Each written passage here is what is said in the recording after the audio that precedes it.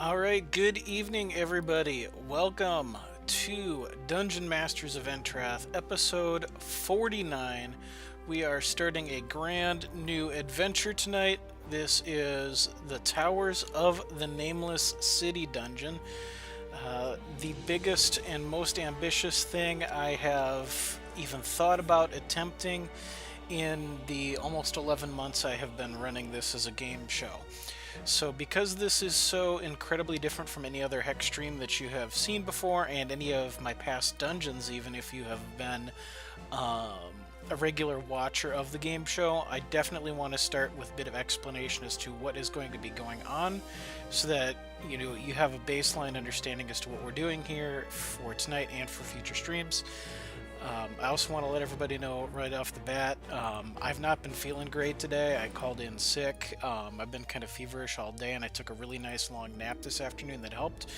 Mentally, I am a little bit out of it. I still wanted to do this stream because I've been working on this dungeon for months, and I really wanted to have something fun happen for me today. But if I'm a little bit slow on the uptake here, understand that that's why, and don't take this particular stream as indicative of the quality as to how all of these are going to go going forward. I think I'm mentally okay right now, but just wanted to throw the disclaimer out there that the Dungeon Master is a little bit off of his game. But now, as you can see along the bottom of your screen here, this is kind of the baseline infographic I will be using throughout the towers. I am, but I can't infect you over the internet, so you're okay. This infographic shows each of the 5 Tower Lords plus Raptos, and gives you a little bit of information on what the format is for each one of those towers. For the Prismatic Silver and Gold, it's what the current 10 floor pattern is. For now, they're both Immortal Singleton. When those floors get to once floor 10 is cleared, I'll need to update this because they're not going to be Singleton anymore. You can check the thread in the forums for what they're going to be at floor 20 if you want to build ahead. But for now, Pandemica is Immortal, Singleton, Commons and Uncommons only. Rare Shards are okay in all decks, but I didn't really have space for that. Singleton is you may only use 1 copy of a card in your deck. No duplicates. The Time Tower is block constructed or chapter constructed, whatever you want to call it. Decks have to be built of only those 2 sets. As we climb that particular tower, the blocks will become the more recent sets. So if you wish to challenge the Time Tower right now, your deck may contain only cards from Shattered Fate, Shattered Destiny, or of Shards of Fate. So that is the least accessible dungeon right now, but good for players who have been around for a while, have a good collection of the old cards, want to play a little bit of that kind of old school, back in the day constructed type feeling. As you can see, I have the current floor for every Tower Lord on the screen. Everybody's at floor 1 because we are just starting this. That will be updated as people have cleared floors. Raptos is a random boss that can show up and replace a planned encounter on a floor. What I will be doing for all of the floors tonight, though this is going to change, this can be mixed up in future episodes, is I'm doing a random number generator amongst the number of decks I pick, drawing 3 numbers out, and those are the 3 decks that you're gonna play against. And it will remain those 3 decks if somebody fails until somebody has cleared the floor, so that any future challengers have the benefit of already at least seeing what a couple of the decks are going to be that they have to face. But every time that somebody is about to enter a new encounter, I have a 20-sided die here that I will be rolling, and this dictates if Raptos shows up or not. The first time I roll it, Raptos only shows up on a 1. If he doesn't show up, then on the second encounter I roll it again, and he shows up on a 1 or a 2. and the pattern continues. If he doesn't show up, then on the third encounter I roll it and he shows up on a 1, 2, or 3, and it keeps becoming more and more likely that he shows up until he actually does. Then if somebody takes out Raptos, we add to his death counter. You carry on through the dungeon. If somebody beats him, if somebody loses to Raptos, then he's gone, and the next person's challenge floor continues as normal. So that's kind of the basics on how this works. You, as the challenger, get to decide which one of these towers you're going to fight, and then all 3 of your fights happen within that tower by that tower's rules. So you're deciding which challenge you wish to throw down with. And so structurally, that's how things are going to work. There is some lore to this dungeon here, so I'm going to bring up the dungeon map just to kind of explain to you all what is going on. So here's the dungeon map, and forgive my extremely poor photo manipulating things here, but the Towers of the Nameless City, they are ancient structures that go way back. The Cult of the Nameless City that you see fighting in the arena now, that's not the first time the Cult of the Nameless City's been around. They go way back, and they they rise and fall in prominence and in terms of overall threat to the world. One ancient structures that they built were these giant towers, 5 towers reaching 50 floors up into the sky. And each of these was specially attuned to try to collect magics needed to open a huge gate in the center of the structure. And each tower is connected to each other by a series of wires, helping reinforce each other and help make sure that the magic continues to be honed and attuned with each other.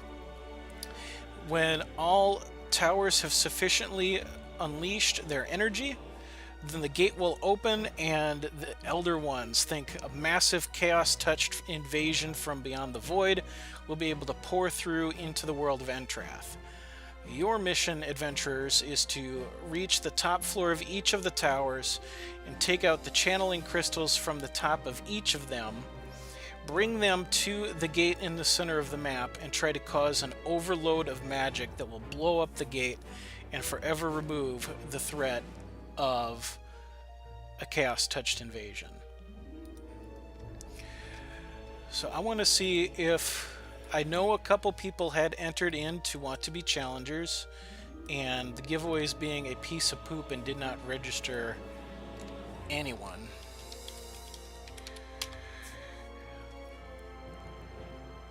Because I know how to type exclamation challenger, and other people had done this correctly too. More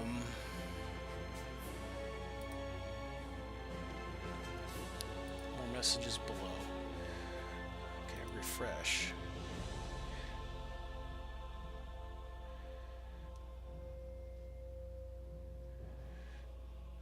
I don't even know that it's showing the right channel. Nobody's chat is showing up in here. Alright, I'm going to close this and I'm going to try to open it again.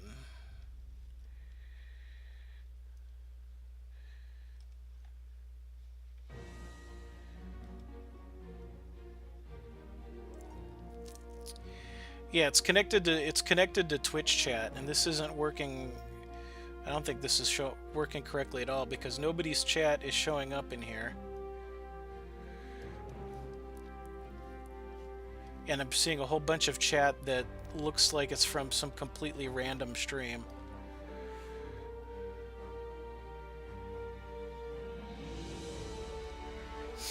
Alright, so that's going to make doing giveaways difficult tonight.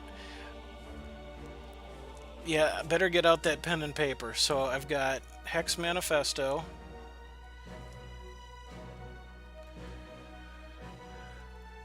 I've got Gibblemung.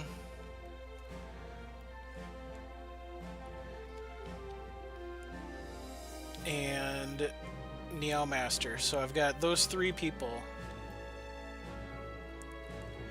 anybody else, because here's what I'm gonna do to try to decide people. I've got you three written down.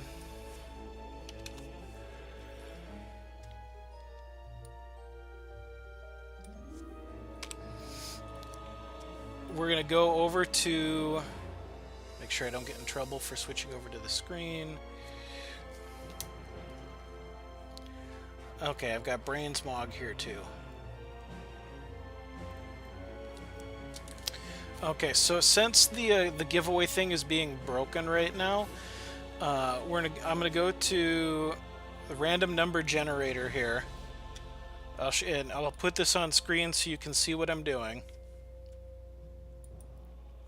Right over here, random number 1 through 4. That I haven't hit the result button yet, so ignore that.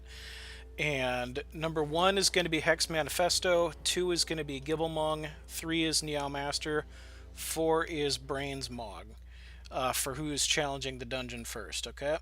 And the first challenger shall be 1, Hex Manifesto. And we will roll again for another challenger after Hex Manifesto has gone. But from Manifesto, I need you to confirm for me your in-game name, and then let me know which of the 5 towers you wish to challenge.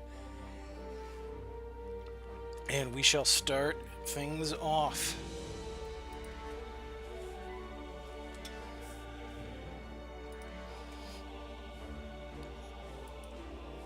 Yeah, a lot of pen and paper.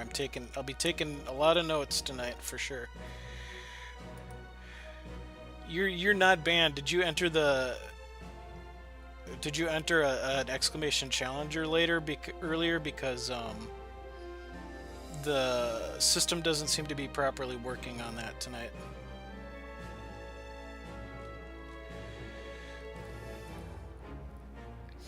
Yes, Raze. This is basically a Dungeon Masters of Entrath is entirely user-made by me. Custom encounters, custom decks, and if you win encounters, you get prizes. Okay. In-game name is Manifesto. Have to challenge silver because that's what you have decks built for. Fair enough. That the silver tower rules are what I've been running on other dungeons for months. So I expect most people have decks that are fit for that, but maybe not the other ones yet.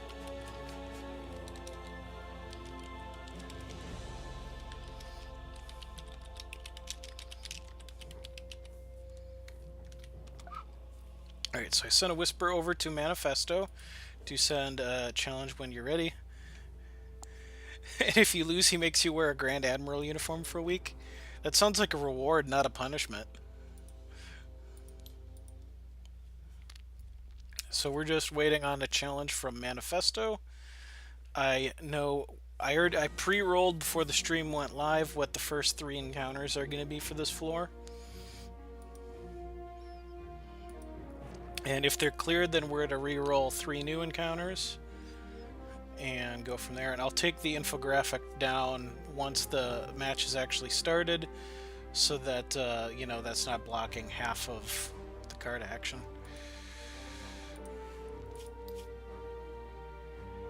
No, not gonna lie, never. Alright, I will send Immortal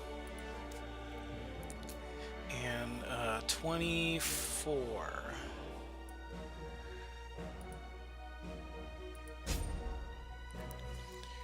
24, 25, 16 were the 3 random numbers drawn. I will be continuing to add decks to this dungeon as we go, because some of the rules and some of the challenge in the dungeons change.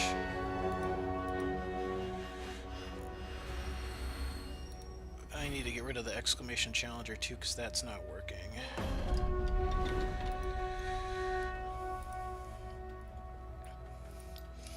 Alright, Manifesto rolling up with Adani Zedek versus Ada the Apparitionist.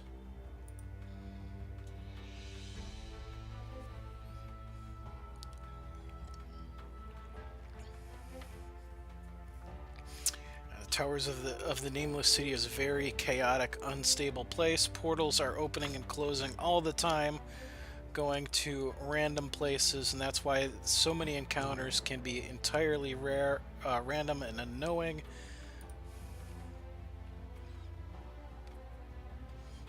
This is both more and less fair than the actual campaign because they have ridiculous decks, but there's a human brain behind this one. Yes, but the human brain is my brain, so I don't know. These decks are generally built to be more kind of fun thematic over raw power, so which I think is appropriate because when I'm asking you to win, you have to win 3 fights in a row to clear a floor and win a prize. So having 3 super tuned decks in a row would be kind of a rough ask. So yes, you should get your punts ready, especially tonight when I've been feeling under the weather the last few days. It's a supreme act of focus here to keep the many balls in the air at the same time that are required to run a stream. Remember, you owe me yes, Romo, you're here now. Yes, this is all the spirits. You can have a nightfall. And actually, Romo, while you're here, I was going to say how we finish your run from last week. For those who missed the last... Oh, you're not sure if you'll be able to play today, though? Okay. Yes, I remember Romo was the last challenger last week, and due to technical issues with HEX that kicked me from the game and then prevented me from logging back in, we were not able to finish Romo's run. That was 2 out of 4 wins in. So whenever you are able to actually play Romo, so I'll give you a choice. Under the new dungeon rules, you only have to win 3 games in a row to clear a dungeon. Under the old rules, you had to win 4. Now, you had already... Oh, that works that way? I thought it reverted. I thought I was going to get a 1-1 Phantom. I'll let you decide if you want to start 1 deck in, where you would still have to win 2 to win, like under the old dungeon rules, or if you have to win only 1 to clear a floor, like the new dungeon rules. I am truly fine either way, so we'll figure that out when you're able to play next. Manifesto has no time for Dawnsteed. Slapped it with an immediate Winter's Grasp, which voided it out.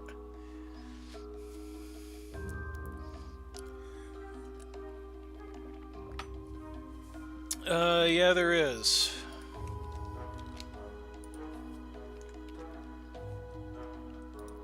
Check there. I have a thread up that has all the rules in print as a reference for you on the official forums. Because with 5 different towers, which are basically 5 different mini dungeons, you know, it can get complicated to remember all that. I don't even remember all the dungeon rules, so every time I'm making decks, I have to pull up that list to remind myself what the rules are going to be that I'm working with. So Dark of Night, Manifesto, all the removal, and we have no spirits to play with right now.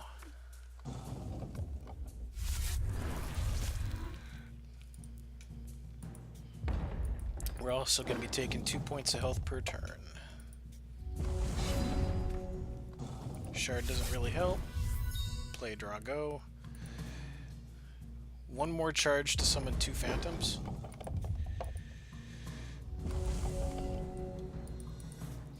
A Immortal raise means every single set is legal, whereas Standard is only the most recent 4 right now.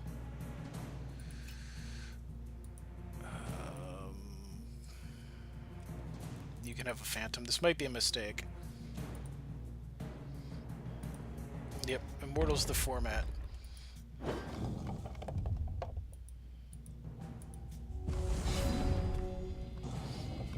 Hey, look at Dawnsteed. We have some spirits again.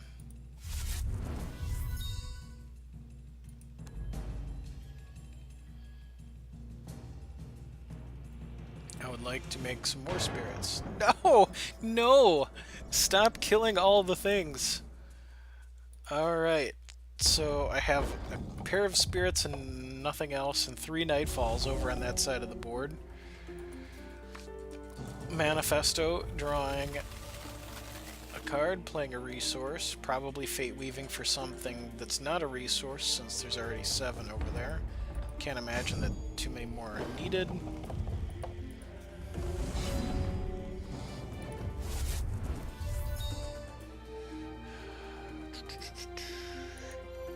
Alright, this is loose, but I'm bringing this to...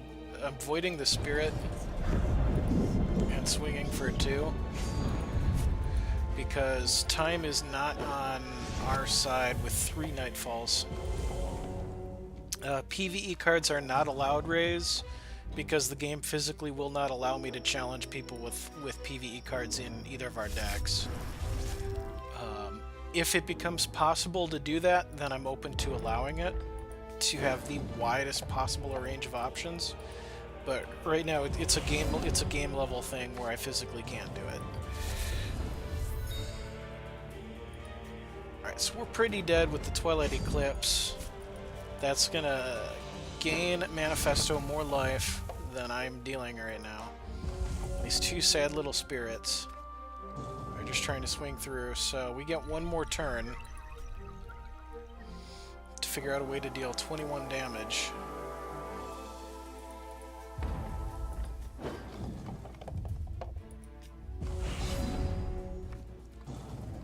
We find a Day Rider. Constants you control have Invincible. Doesn't do a whole lot of good right now. Regular viewers will know, but in case you're new to Dungeon Masters of Entrath, the dungeon will break the rules that I have assigned you as to what cards you might play. Silver dungeon here, or the Silver Tower is common and uncommon cards only, no rares or legendaries. However, the dungeon decks will make specific select use of rares and legendaries to fill in the role of AI-only cards. And kind of add a little bit of extra challenge there. Gives me 1 extra power lever I can try to play with a little bit. Okay, so apparently I got ladder rewards. This is just got to be for logging in. I haven't played any constructed stuff yet. Alright. Stop it! Yay, rewards. Alright, so Manifesto is through the first of 3. The second number rolled was 25, and let's see if he has to face Raptos. He does not. We rolled a 3.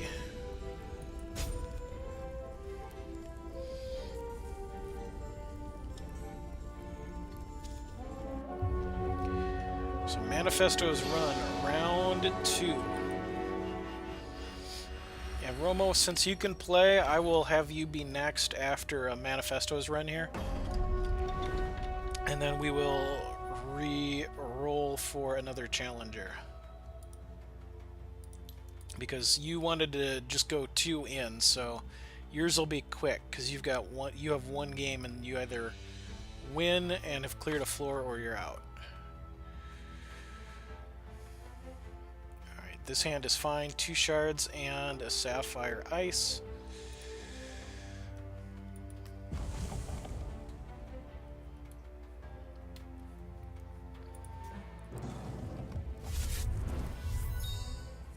What's up, Jakisha? How are you doing tonight?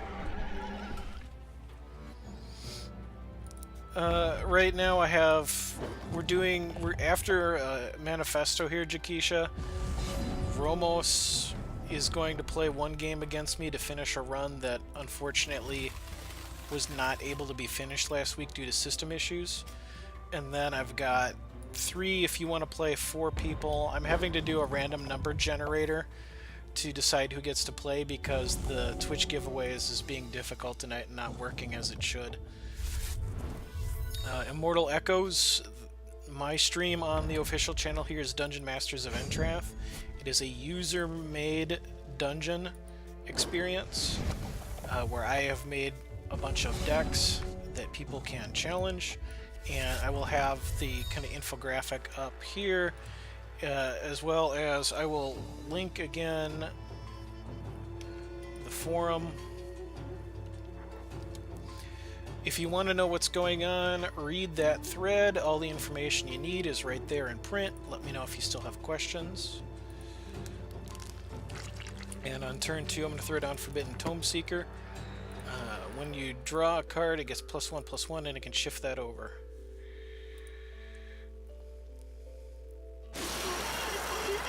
And I will add B. Warner 34 to the list of people who are interested. The Forbidden Tome Seeker got voided.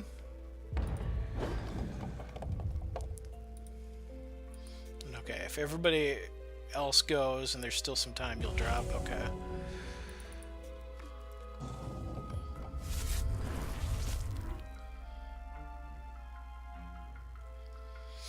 Manifesto on 3 has enough resources for a verdict. Is going to pop that now. I think I'm going to give you daybreaks this time.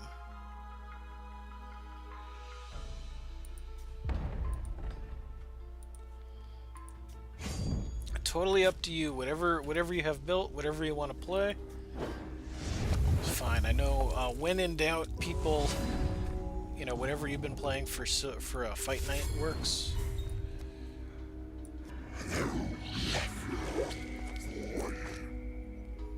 It's fun when people go back into the older sets, you know, or make something really weird and random that we haven't seen before or weren't expecting. But you know, whatever you want to play, as long as it meets the rules, it's all good.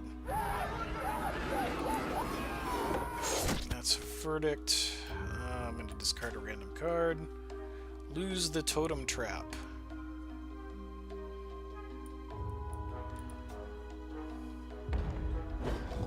Pass this over. Correct, Brainsmog. You can challenge whichever tower you want.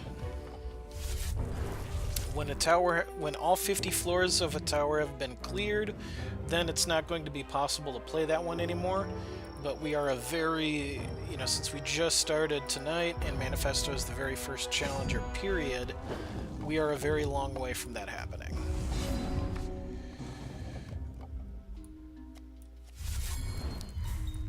Alright, so I'm going to play Deep Gaze Disciple here.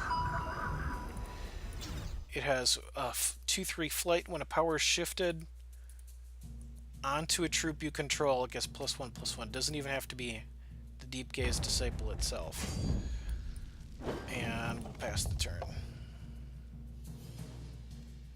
I'm going to need to try to build up an offense here in a hurry, though, because with a Daybreak and a Twilight Eclipse working in tandem, that's good health gain and drain on us over here. So those health totals will keep getting more and more out of whack in Manifesto's favor.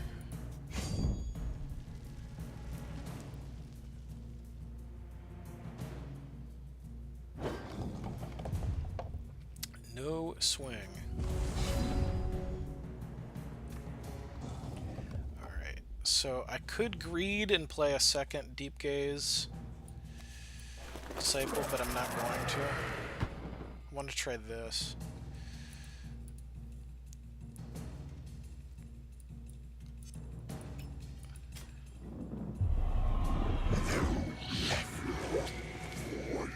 I'm just afraid that the greed not good versus verdicts. Yeah, right? I'm afraid that I'm going to do both of these and then I'm going to get hit with a void action.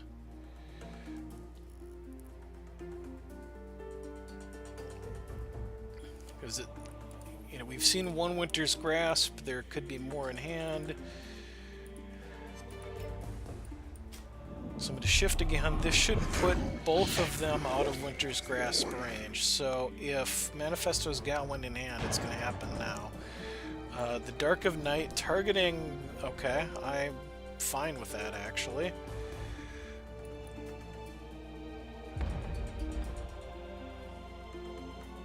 The shift still goes over. Now I will swing for 4. I have a flying 4/3 Swift Striker to stay back as a blocker.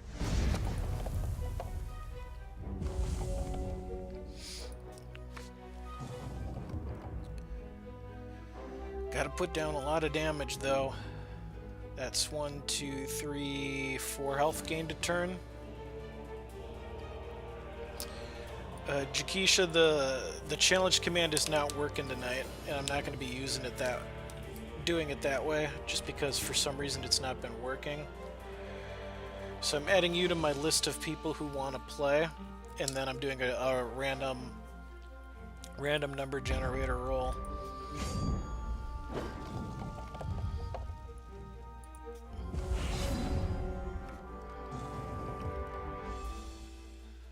Alright, Arcane Focus. Yep, I got you down.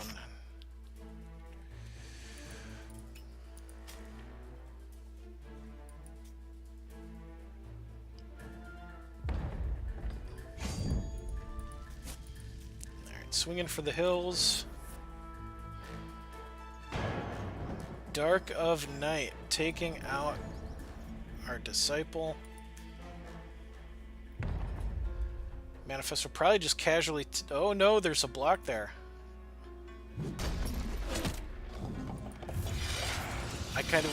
I'll be honest, I kind of expected that to be a casual, just take it to the face. No, there's two towers that are on Singleton right now, Tribunal Magistrate. One is common and uncommon only, and in the other you're allowed to use rares but not legendaries.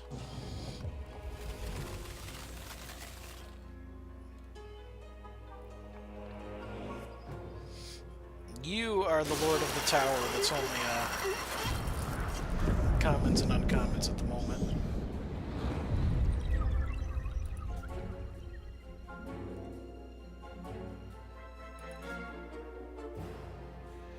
Sacrifice a troop. If you can script legendaries, that's fine, because neither of us can control what the game is going to hit. And I don't have... there's no button. I can't hit like a rock button in-game to prevent that from happening, so if you hit them, you can play them.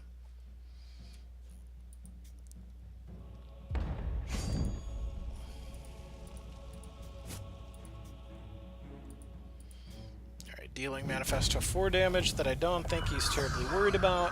Gonna throw down a Deep Gaze Disciple. And, oh, none of that even matters. Twilight Eclipse has enough to burn us down with the Nightfall help. Manifesto has taken out 2 decks, has one final challenge to go. And if successful, will be our first winner of the night, our first winner of the dungeon. It is room 16.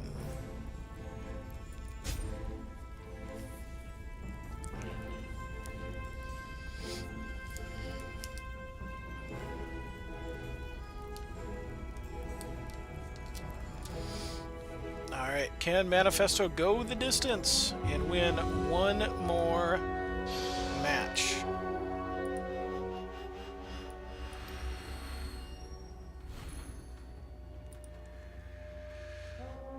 It is so long. Thrawn should just main deck Constant and all of his dungeon decks just to punish Verdict players, Kappa.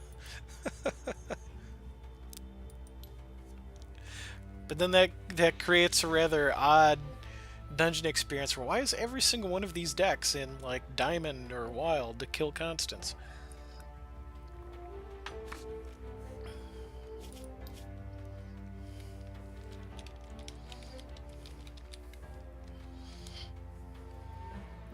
Gonna keep this. We have 2 of our special cards here. Replicator's Gambit. Put target troop you control into your deck. It gets deploy, summon 6 copies of it. Draw a card.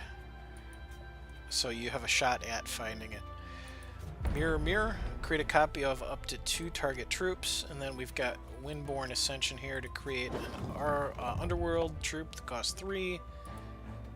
And it gets flight. The 3-1. Yes, you're correct, Nero. We have Locket of Reflection. When you play a non-resource card, if you have exactly 1 card with the same name in your deck, play that card for free. So this deck is all about reflections and copying things.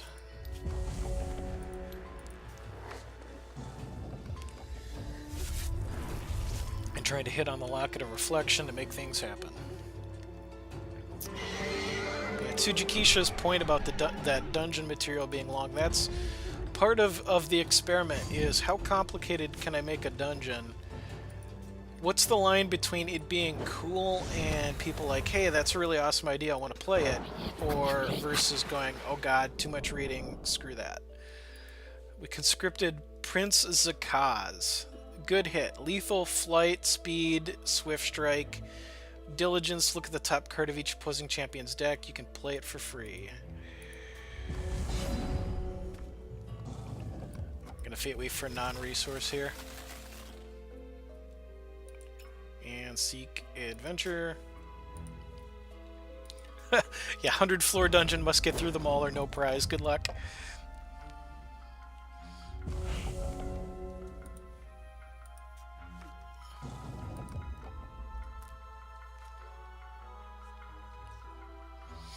Alright, you all seen my hand for... I'm gonna...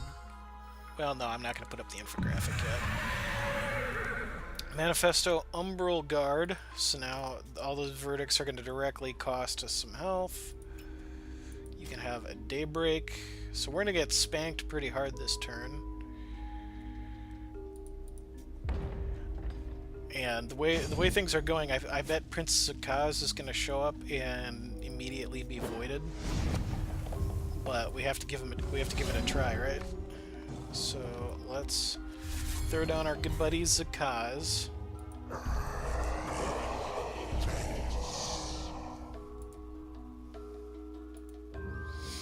Flight, lethal flight, speed. Yeah, you know what? This is probably incorrect, but I'm swinging with him.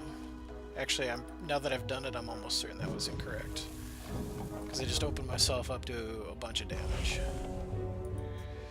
Or I could have been a lethal check on that, or either of those. But if it's not voided, then I can have... Yeah, see, it didn't matter whether it swung or not, because it was just gone.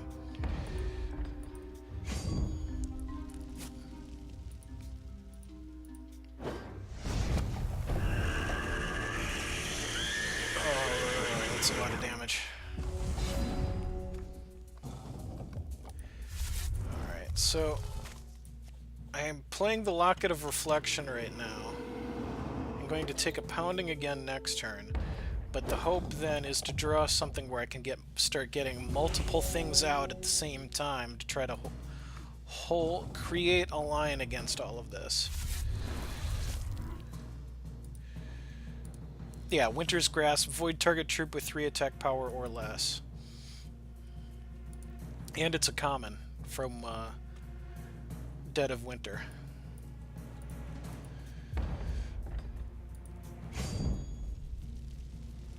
So that's 2, 3, 4, 5, 6.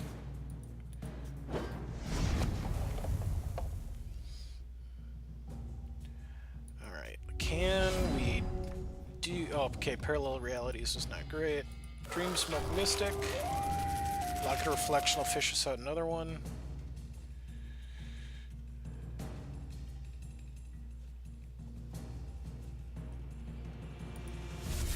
Oh, I should have played the other... I should have played the ice there to try to Fate Weave a non-resource on top of the deck. So these will check... well, we know we're getting... we know we're getting Howling Brave if we do nothing.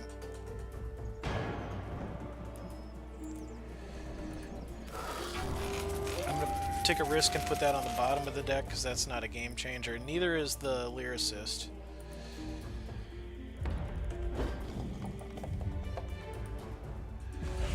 No, only one basic resource.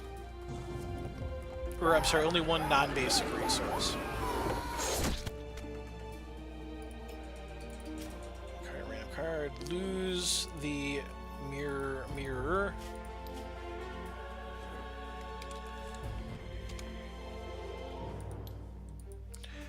So, Manifesto is going to be our first winner of the new dungeon, taking out 3 encounters in a row.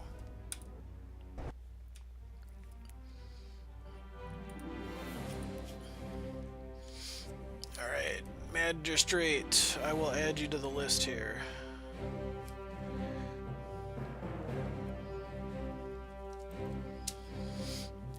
Alright, so we're going to quit out. It will be your turn in just a minute, good sir. So there's a few housekeeping things we need to do. That's not what I wanted to put up. So let's fix this, that the silver tower is now on floor 2. Update that. And when somebody wins, our successful challenger gets a couple spins off the wheel of prizes. So we're gonna get 2 spins for Manifesto here to see what Manifesto's loot is for clearing a floor of the dungeon.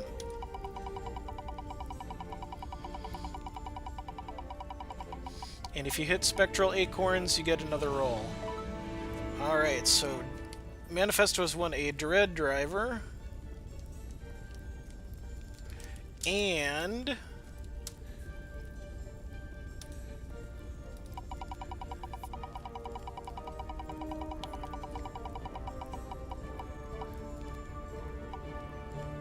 a Dead of Winter booster.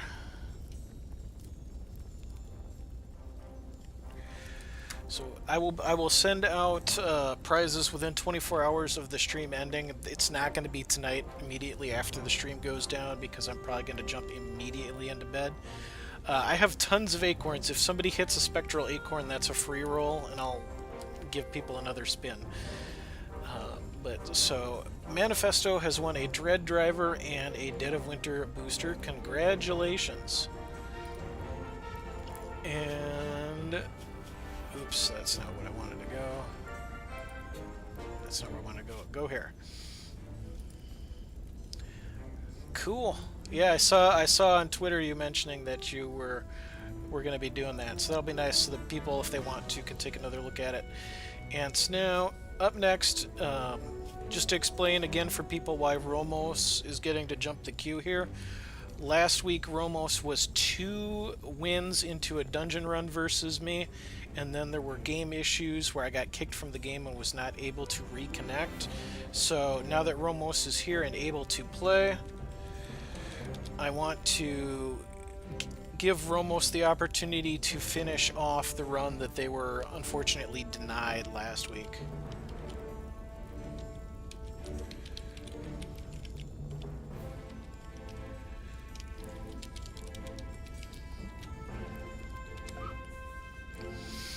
We need to go back to the random number generator between 1 and 27 to decide what deck it's going to be. It's going to be number 1.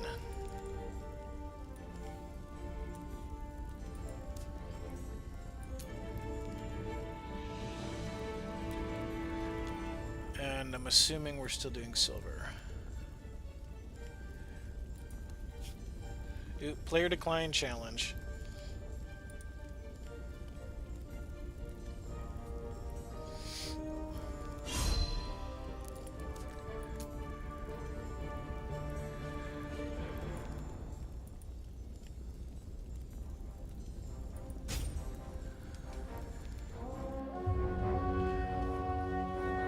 And yes, Ray's Raptos is a wandering boss, and let me see here.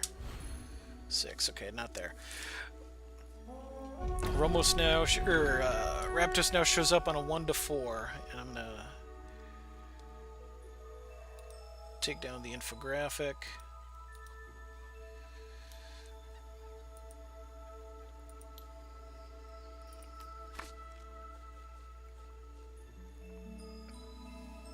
Yeah, I'll keep this. Is all right. I'll keep this.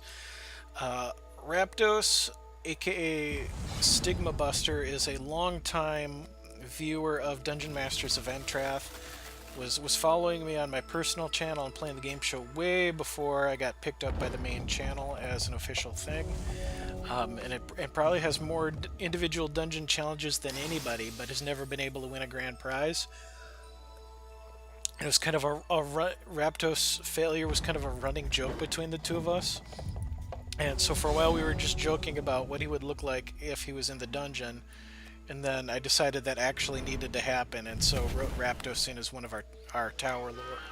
Well, not a Tower Lord, but a random wandering boss that can randomly show up in place of another encounter and either beat people up or get beaten up.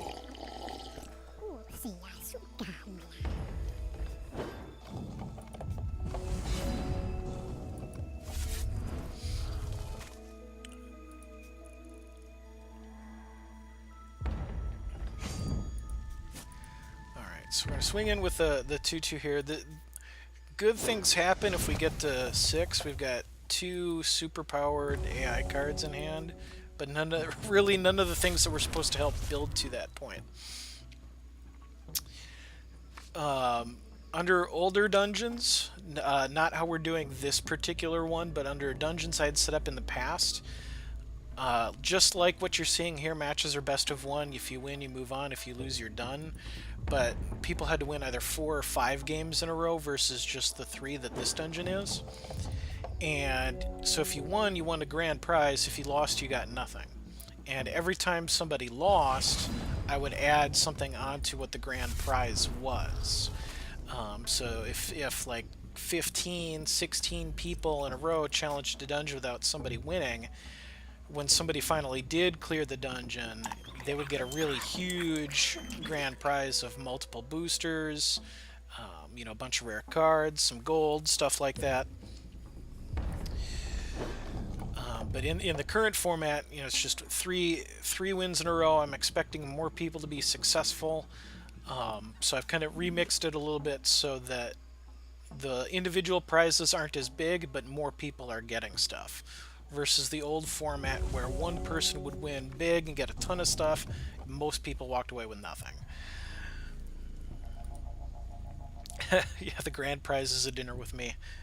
Well, if you're willing and available to drive up to Minnesota in the middle of winter, we can talk.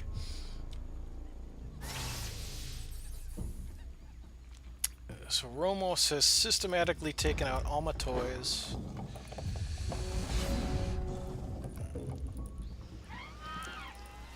Throw down another blight bush, and so now the crazy stuff can start happening next turn with the blight bramble. Deathcry summoned 3 blight bushes, which is this fellow. And Heart of the Wrathwood has +1/+1 in all zones for each permanent resource you have. Deathcry, create a seed pod for each point of defense that it has. And the seed counters are 0/1s. At the start of your turn, add a counter to it. If it has 3 or more counters, remove them all, and it transforms into a different random plant. So if Romos has targeted removal, like Night of Day, anything like that, those are where those would be targets. I don't know that there's void actions in Blood or Wild, but again, these need to be addressed. And they do, and they even have upside for dying. So there aren't very many of these in the deck, so it was rather good luck on the Dungeon Master's part to find those early. Play, draw, go.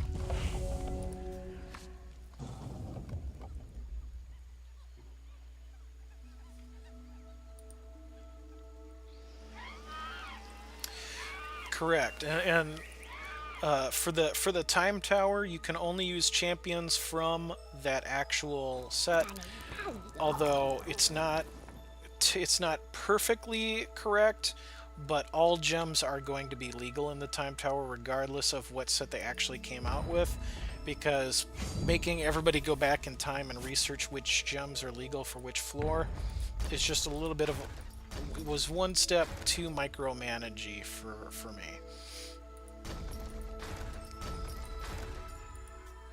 So all gems will be legal, but you can only use cards and champions from that set. So I'm super blocking this. I want to make sure this dies. Combat trick could make it a little bit more lopsided.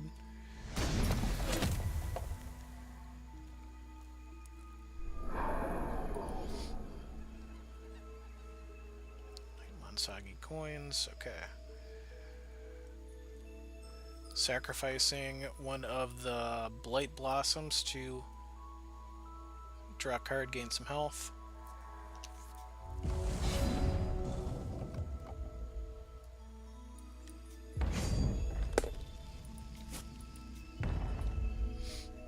Crash in with all of these.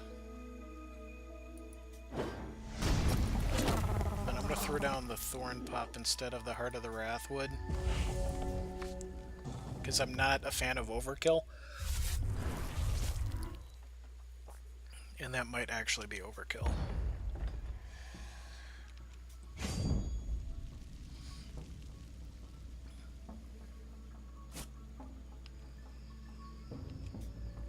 Okay, can't stop the 1 point of flying damage.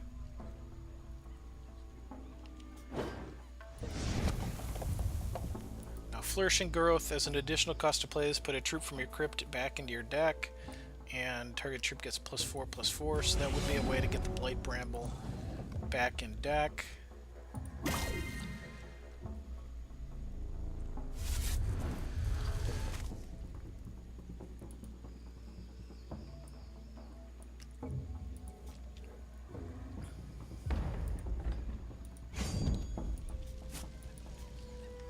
Swing with everything again.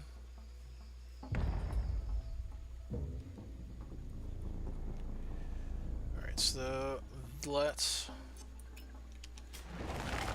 crackle over you. And put the Blight Bramble back in the deck. Flourishing Growth you. What's up, Strawmore?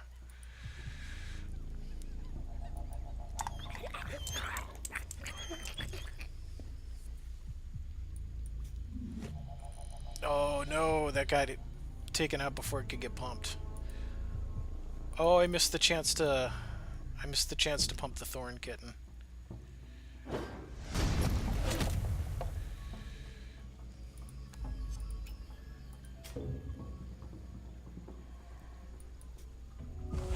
Mistakes were made.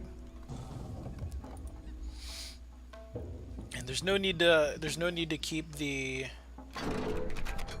put this up again for a moment. There's no need to keep all of those towers at the same level. The numbers is actually a separate thing I need to trigger. But it's whichever one you feel like playing. So I'm gonna take that down again. Sacrifice a troop. I have to sacrifice 2 troops.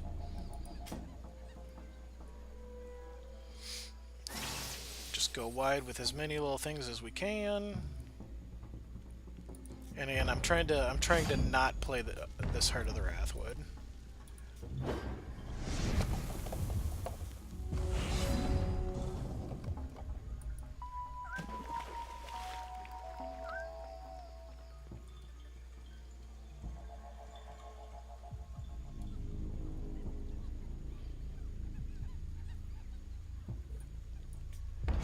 Swing with everything, because it might not even be needed. A format with no rares means no sweepers either. That is true. Manifesto and you, I was not holding back, but I think the dungeon deck getting both of its Uber cards in its starting hand was a little too much, and it wasn't needed for this game. Okay, that one's only gonna make us sacrifice 1.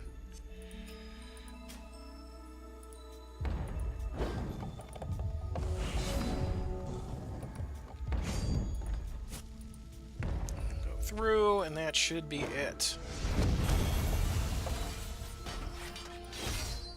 Tough luck, Rommel, but GG's and congrats on the first 2 wins you had on me last week to get to that point. Alright, so I'm going to put back up, not the dungeon map.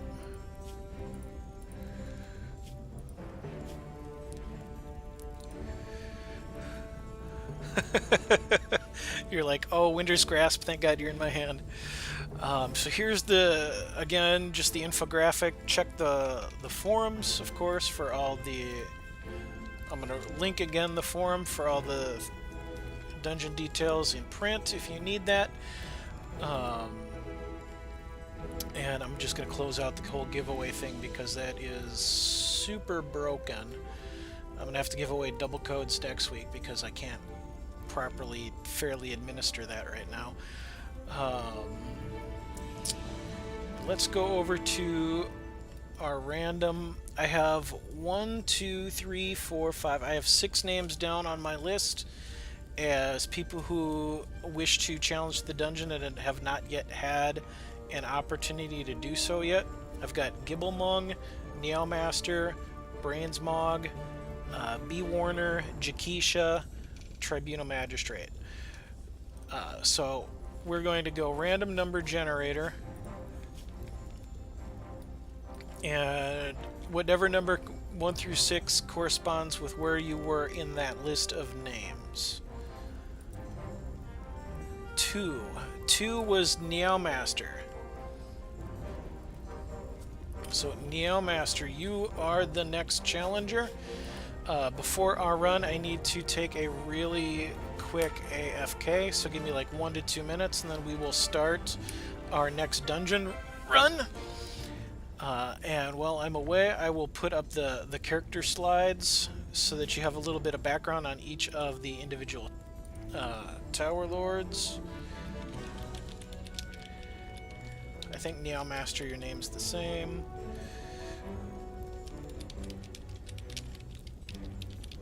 So I'm just sending you a whisper now. I will be right back, folks. Like 2 minutes or less.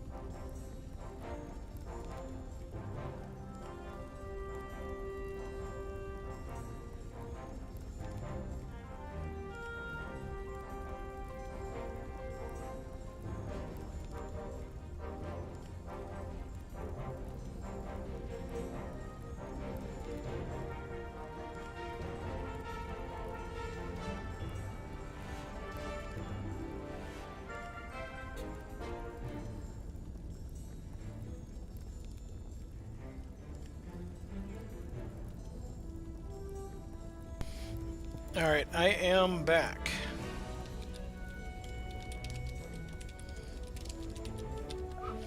Neomaster wants to know what dungeon, if he can choose what dungeon to fight, and yes.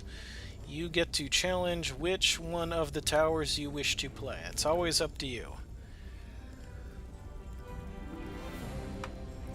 Alright, he wants to challenge the normal silver dungeon, the domain of Lord Spegman. And I need to do a quick roll to see what deck we're... Okay, not Raptos. We'll go with this. So it's going to be deck number 5.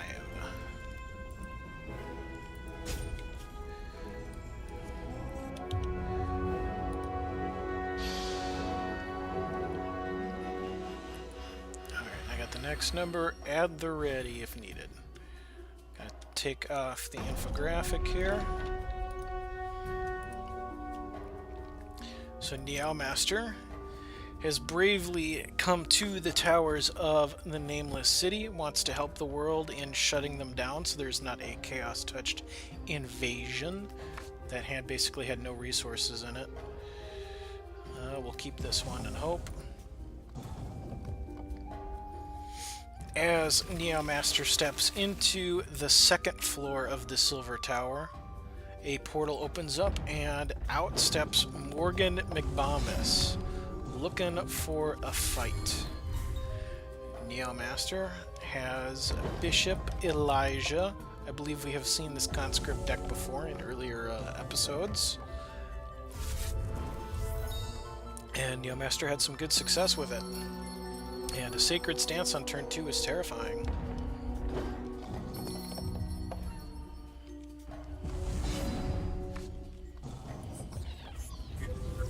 So 2 Mystic Naturalists is great, but resources are needed. I'm gonna throw down the Umbertongue Scarns to at least do something with those resources, and then pass the turn back over.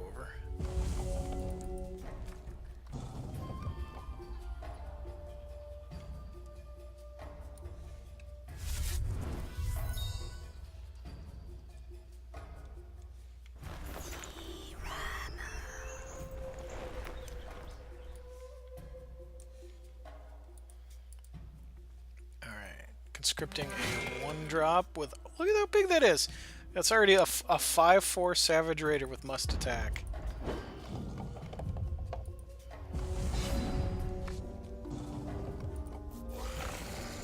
And no resource hurts.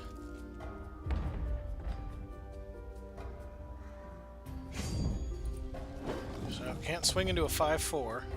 Just gonna have to chill for now.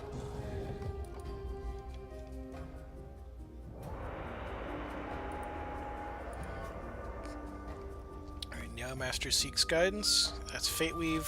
You choose whether you want a resource or non-resource. Plays an ice. And conscripts again. Conscripts again. Wow, what a good hand for conscript.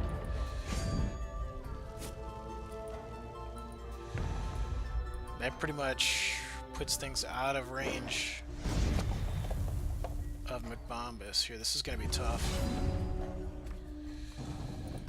Alright. So, play Land Upon Sight to bank some card draw. Give those guys some power.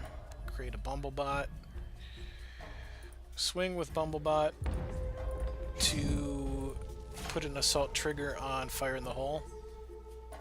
So that it now deals 2 damage to target troop.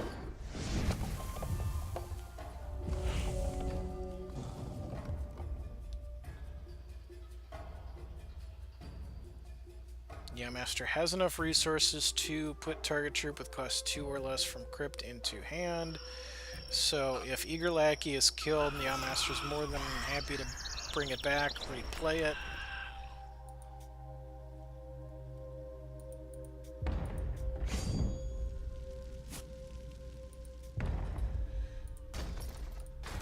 I'm just gonna chomp and take 5.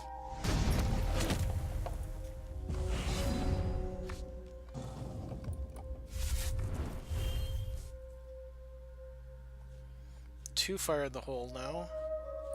They're a Mystic Naturalist, which is still like too slow in the face of this overwhelming onslaught.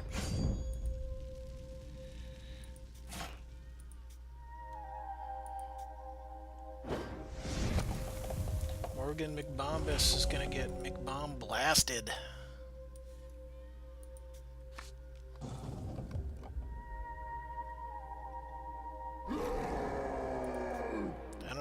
what this card is. Each troop you control with cost 2 or less gets... This can't be blocked by troops with cost 2 or less. Wow. That's a good hit. That means that I have no blockers now. And we are just dead.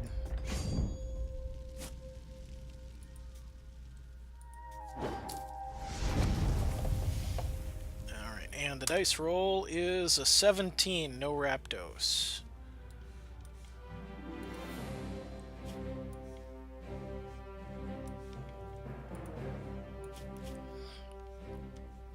So, Neomaster is going to be on to the second fight of the dungeon. And random number generator declared the next portal opening up is number 23.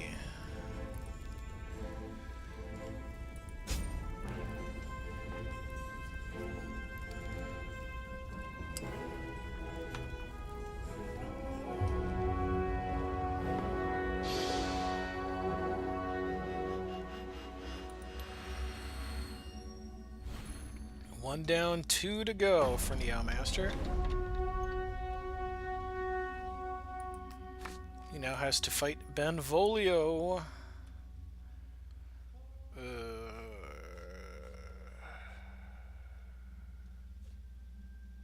Boy, this hand doesn't do much.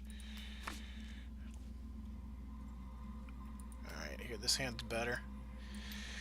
Got one of the awesome AI-only cheats cards. Maybe it will help versus a conscript army. Maybe it won't. What's actually going to happen is it will get played, and then the very next turn it will get a Decree of Banishing. So it's all good. Things are fair and balanced.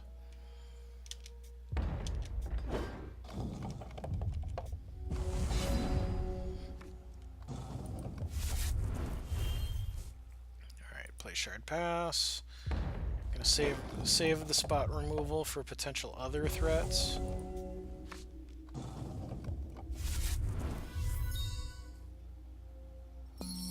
There's a Sacred Stance on 2 again.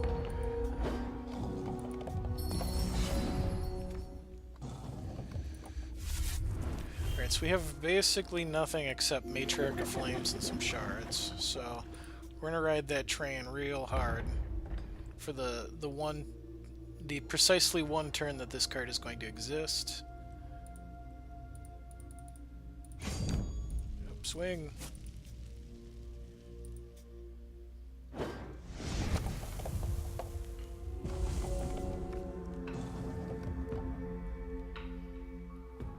Alright, Neomaster 2 plays Resource. It was a wild, so Bring to Justice is not in play. Winter's Grasp. Winter's Grasp. Told you it'd get removed. It's all good. And now everything gets bigger. Let's see if I should have remembered Winter's Grasp. If I waited a turn and played it on 4 and played it immediately... Well, actually, I don't think that would have worked because Winter's Grasp was quick, but maybe Neomaster would have played something. And then I could have put it out of Winter's Grasp range. We draw Bolt Spasm, we'll play that. And pass. Both of these are quick, so they don't have to be played now.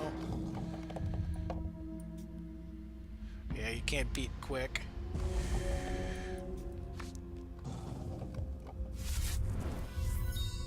Or wait, they can't counter shard plays. Never mind. I think that might have worked.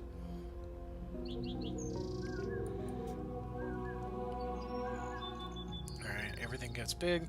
I think actually the play with this deck might be not trying to spot removal big things like this, but just trying to go chump block and face damage. That's terrifying.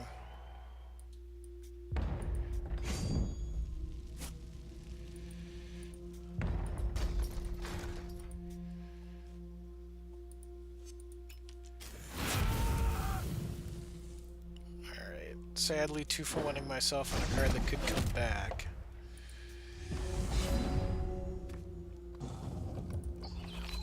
fear my Yeti.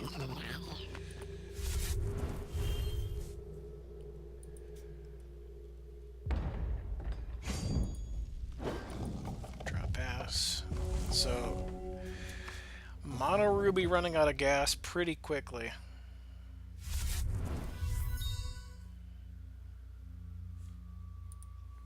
Aggro gonna have a hard time, right? This deck has given people fits before, but it's been a little while. Look at all those lovely troops.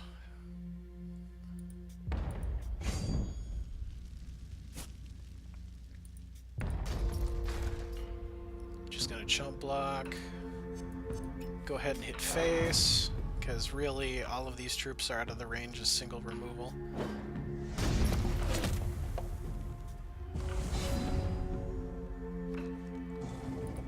Another chump blocker. Gonna play this in a desperate, trying to fish for resources, for charge power, or to be able to hit it if a game actually went on that long.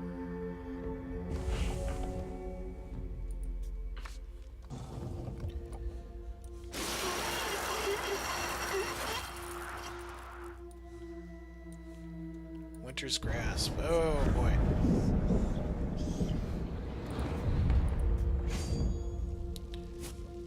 So that's probably all of it. Yeah, we just did.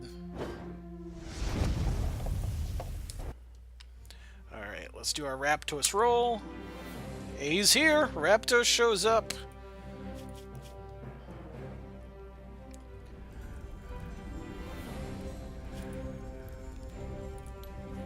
Raptos has come. So Raptos ignores the rules of what the dungeon actually is.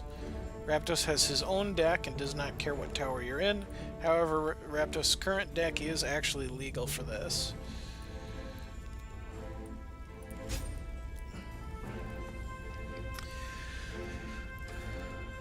Raptos storms into the dungeon, raises a sword, points it at Neomaster. The Dungeon Masters have bid me defend this floor. You shall go no further.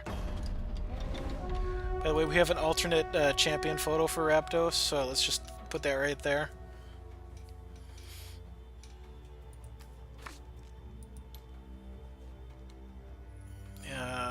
Yeah, this is a little iffy. I'll keep it though.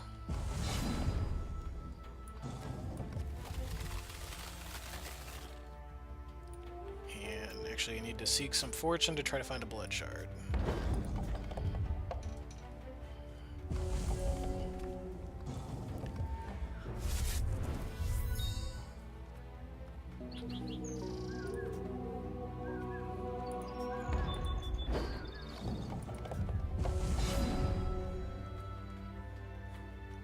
Show me blood. Well, that works.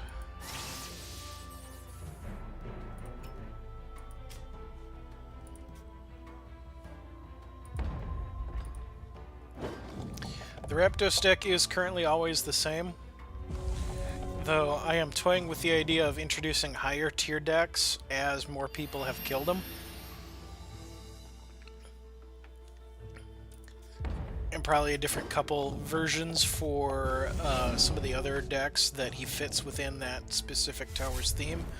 For now, there's only one Raptos boss deck. So if he shows up, this is what he's rocking right now.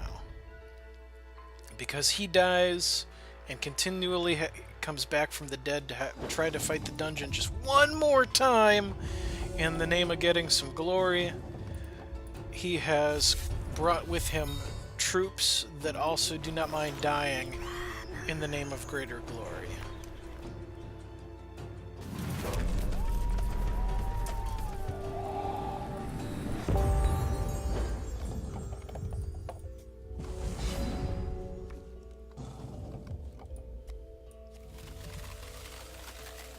Let's Fate Weave for some adventure.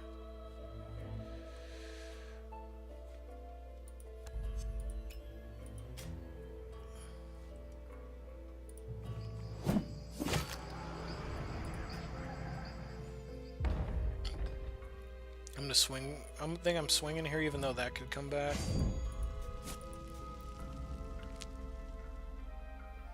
If this dies, power up this Bladebark Paladin to be a little more resilient to things that get bigger.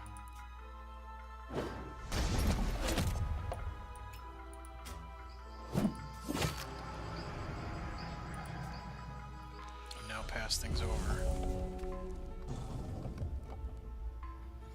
And like I said, I'm not having my best brain day. Is this a Neomaster's second or third fight?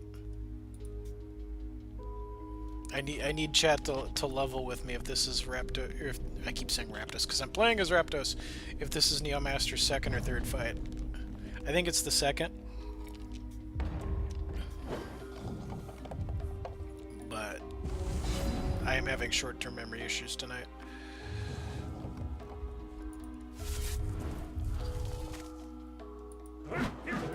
Conscripted Jags the Blade Master. Okay, this is 2, so there'd be one more.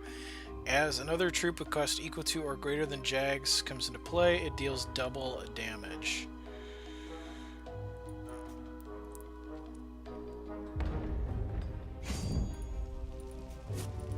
Gonna swing with these.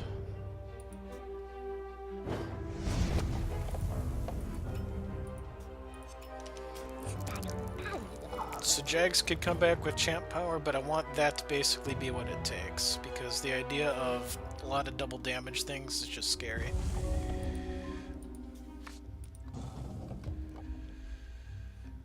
I don't think he played anything between Deathcry and Mono Red.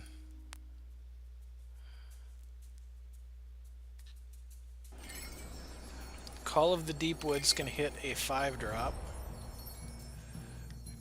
Chooses Underworld Allegiance, gets a 3/5 Vicious Vivisector.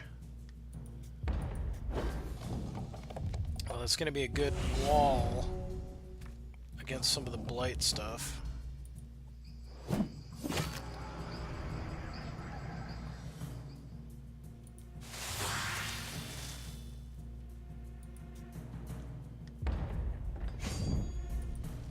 So just going to hold here for a minute.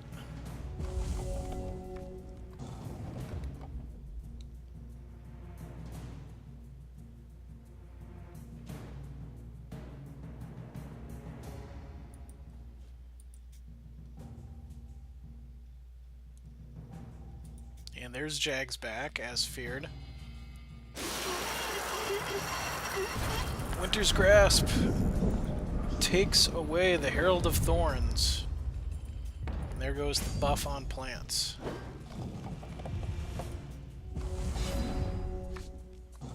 Put down the Hag. Fate Leaf for a non-resource here. And I don't want to attack into that. Or maybe I do. I think I swing with that one, because if it's killed, Jags can be gone for good, so there's no block. The Hag has sacrifice another troop you control, and all the other troops get +1/+1. Which is nice in a board that's gone a little bit wider than this. You can take out the Blight Blossoms, and everything else that's around is buffed. So that is a Darkspire Tyrant that now deals double damage. Youch.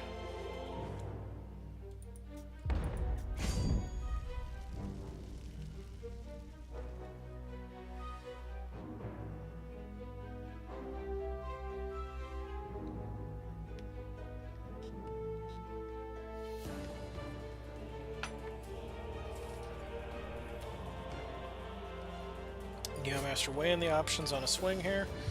Goes in with Jags. Well, I'm going to take the opportunity to get Jags off the table.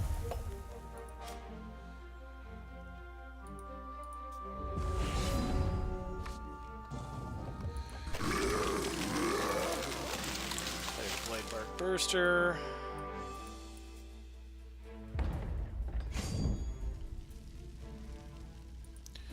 Now I think I have to hold the Paladin to have lethal on the Darkspire Tyrant, because I don't really want that swinging through twice.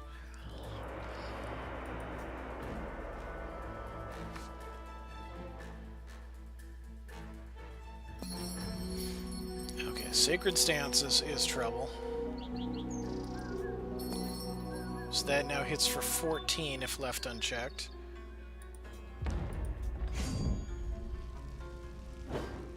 No swing with it.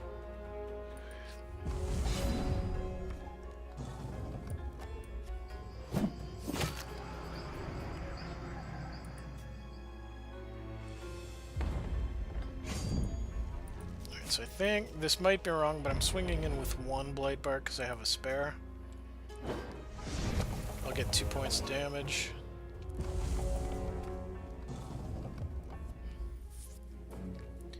It's tough to wait here because I think time probably favors Neomaster more.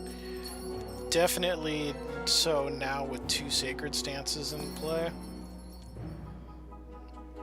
The value of conscription triggers now is just going to be insane.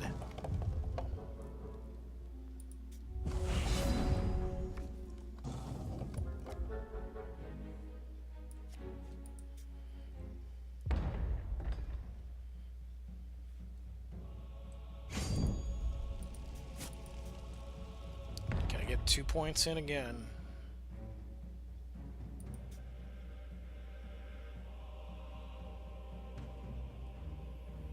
Alright, so those two would kill each other.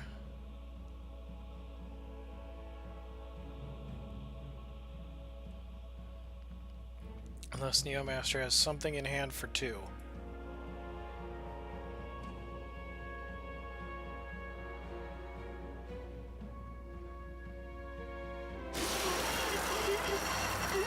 Decides to go ahead and void it, so in response, I'm going to sacrifice it.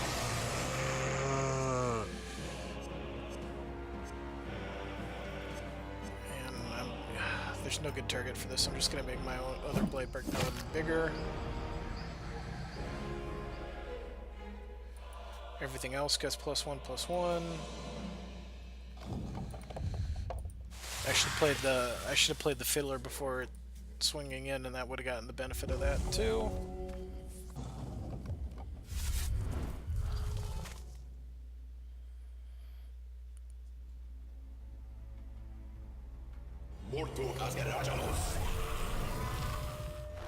Righteous Exorcist, when you Fate Weave, it gets +1/+1, and it has life drain on it. So that's problematic. That's going to keep getting bigger and gaining back the health I was attempting to chip away.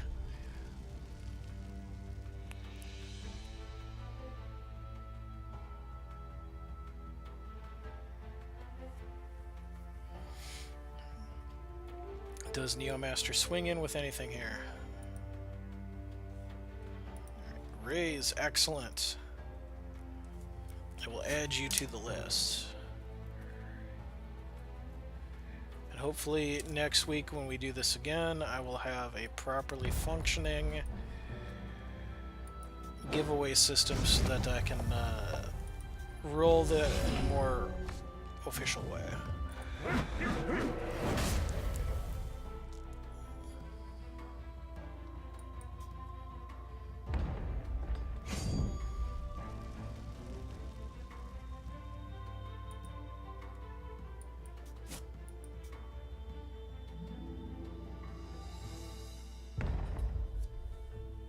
I don't know that I should have swung with that, but I can't just sit here.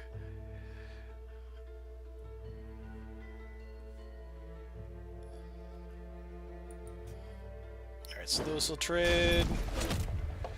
Neomaster gets 5 life. Loses 3 for the Blight Bark Burster exploding, so still goes up a net couple.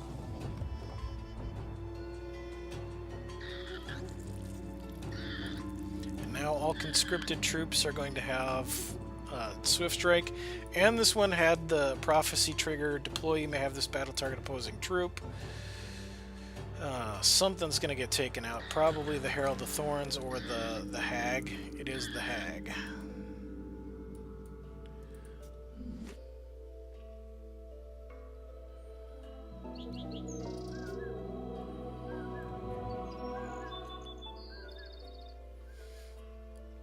So Neomaster could pretty much start jamming in here.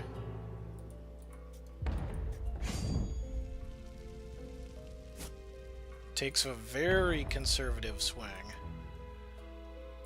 And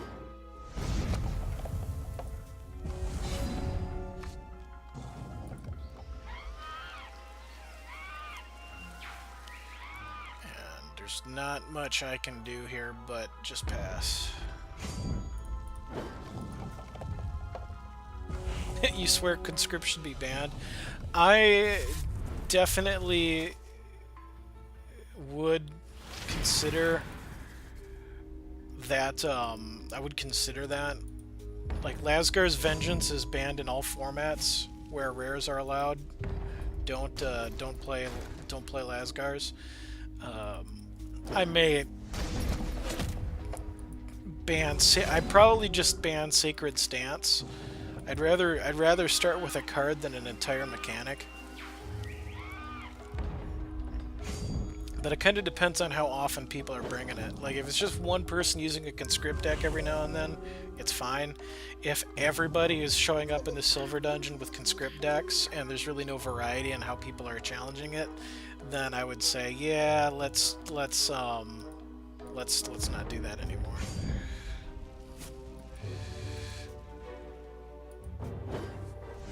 Alright, so Neomaster has taken out Raptos. Raptos has died for the first time.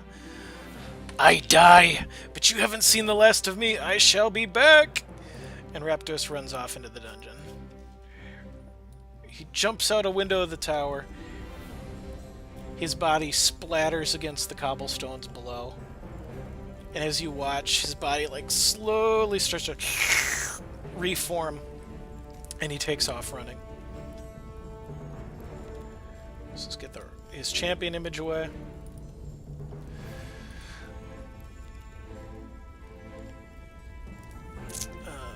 Let's reroll on what the next one is. Okay, the next one is going to be 10.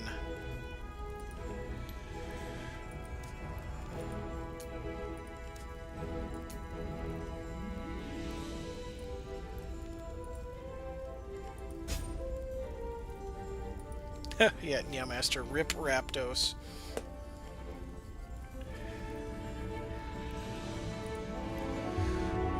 And final challenge for Neomaster. Well, I update Raptos' death count to 1.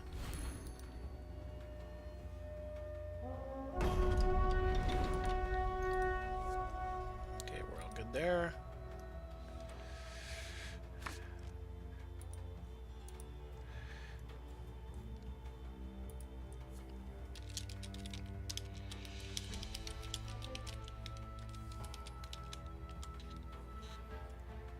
Yeah, I'll keep this. I can't remember how many games we played. Like I said, I'm having short-term memory loss.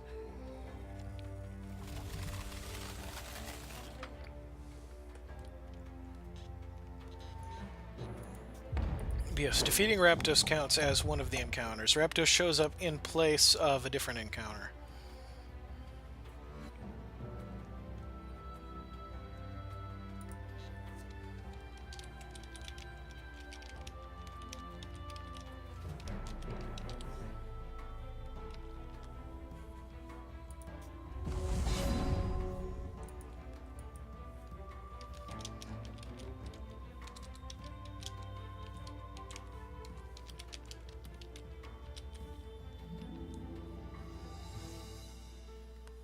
I'm super. Help me out, chat. What did I play first? If this isn't the. If this is the fourth one.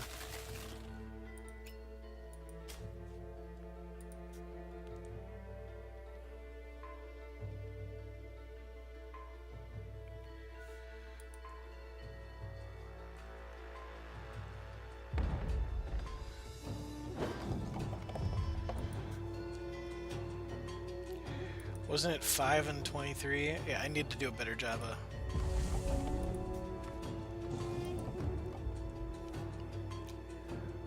Yeah, all I remember is Mono Ruby and Raptos. Manifesto and I are on the same page, like, God help me.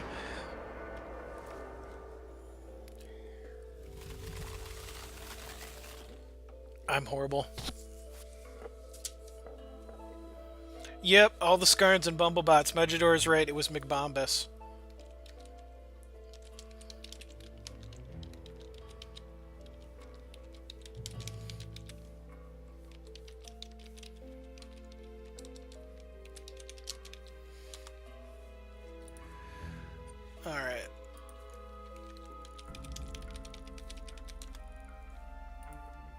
So, Neomaster is correct. Neomaster won on that last one, and I short-term memoried and forgot that there was a McBombus fight. So, Neomaster is a winner. Let's get the infographic back up here. And update this. That the Silver Tower is now floor 3. And let's go over to the Wheel of Prizes. Yeah, sorry, Neomaster. I wasn't trying to make things harder on you. I just, like I said, as a product of being sick and sleep deprived and a little bit feverish, things aren't always clicking there, and I legit forgot about McBombus. But let's get over to the Wheel of Prizes. You get 2 spins on the Wheel of Prizes. Neomaster is going to walk away with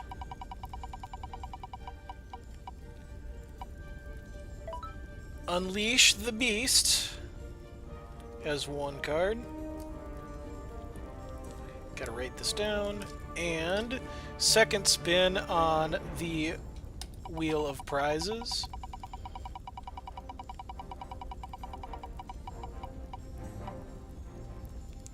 A playset of Mind Snatch Raven. Congratulations. Mind Snatch Raven PvE card. I believe, if I'm recalling its effect correctly, when you smack somebody's deck, you can look at it and pull one of their cards. Legendary card out of one of the earlier Kismet packs that's no longer in print. Ravens, good hit. Those, I don't know what they're going for in the auction house right now, but they probably have some value since they're no longer in print. Good card. Very good card. All right. And by the way, all of those browsers are on the top are pretty much actively in use for me while I'm streaming here. Just in case you wanted to know how many different things I'm keeping tabs on in some form.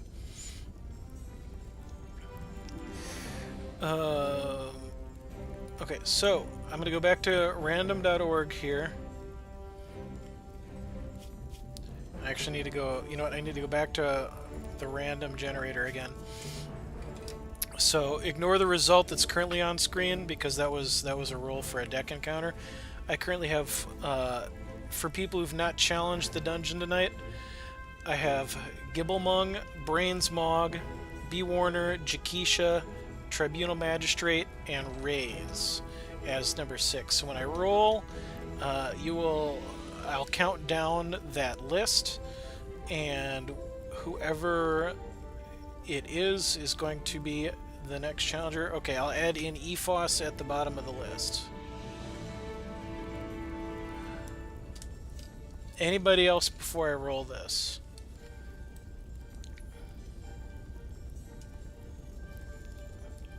Give it a second. Alright, and our next challenger will be 5. So counting down 5. 1, 2, 3, 4, 5. Number 5 is Tribunal Magistrate. Are you still here?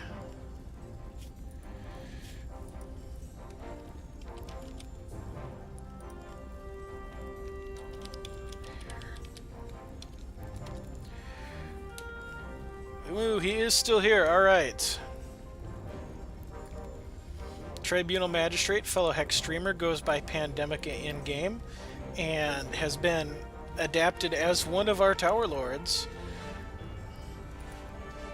Pandemica, what are we... which one are we challenging? Gotta hit the pillows with the face. Well, thanks for hanging out, Gibblemung. Glad to have you around. Let's try the Gold Tower. Alright. We are going to have our first challenger for the gold.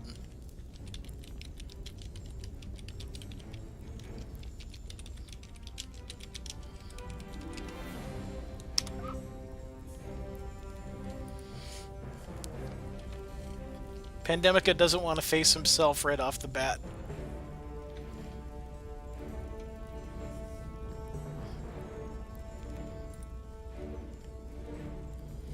This is the domain of Nathaniel Burke. He looks out the window and sees Pandemica walk towards the gold tower. He's not worried about it yet. The first floor, he doesn't feel the need to become actively involved, trusting instead the gold tower's defenses will do his work for him.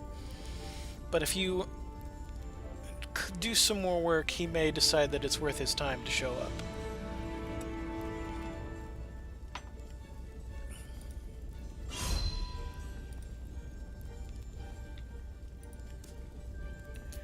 Alright, and we have gold 2 is what random generator said we're playing.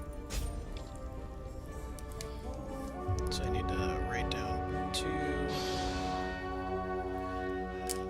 Jot down the encounter numbers on a piece of paper so that I don't forget again. Pull a Neomaster where I make somebody go into a 4th fight.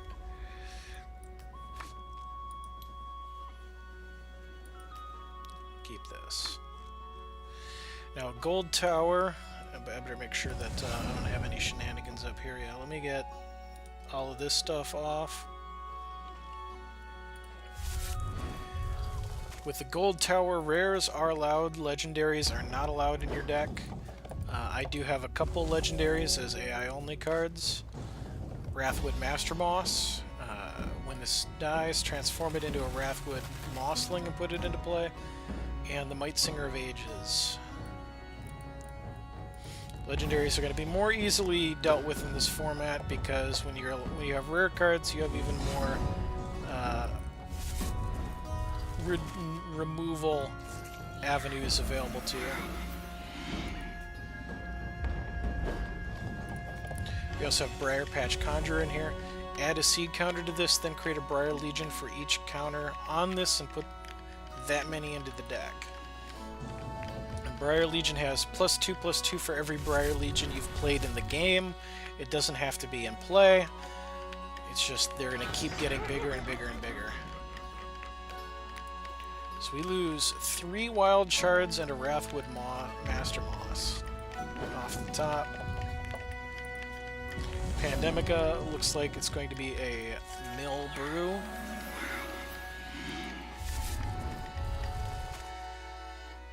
We draw 2 troops, thanks to the twin Might Singer of Ages. And we'll swing in for 2.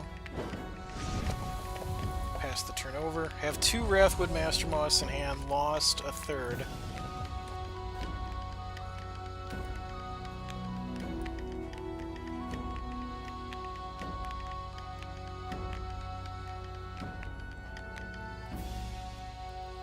Pandemica at 3 resources, plays Lanupaw's Sight. Wants to bank some draws.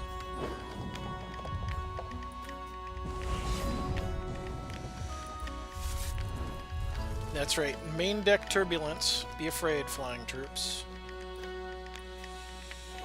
Did not get any draws off Might Singer.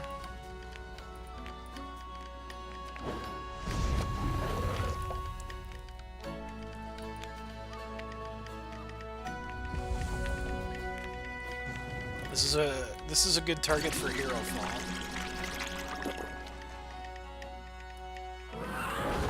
Raptors Extinction! Completely legal.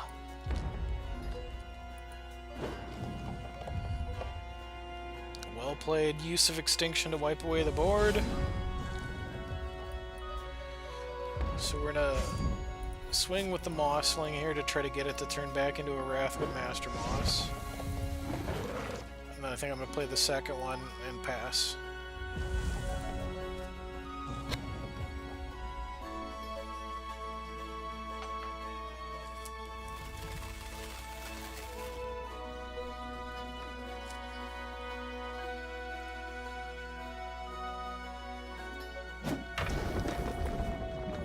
Pandemica throws down Thunderfield Elder. Next action in your deck, it's when you play this, copy it.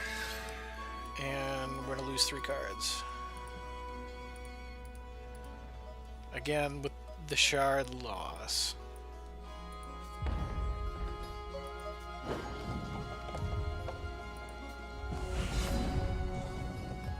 Find Heart of the Wrathwood, which is unaffordable right now.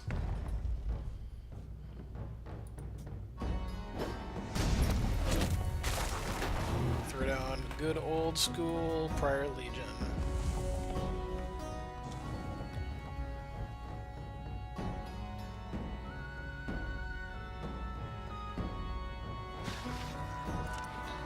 Bounty of the Magus.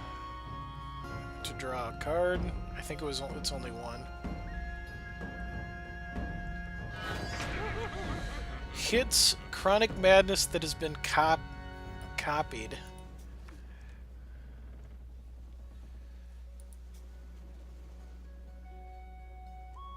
And has this down to 19 cards left in deck. Lost another Heart of the Wrathwood. Lost the 4th copy of Wrathwood Master Moss. Lost a lot of stuff, but Pandemica can't stop the counter swing. Good try, Pandemica. The first person to throw down against the gold tower. Well, I'm really not surprised tonight that most people are against silver, because that's what we've been doing for a while, so most people have decks ready for that. But let's, okay, no Raptos for the next encounter. Now I've got, let's see here, Gibblemung I'm taking off the list, because they said they were going to bed. So I've got Brainsmog, B-Warner, Jakisha, Raze, and Ephos as the 5 people who have expressed an interest to play and have not gone yet tonight.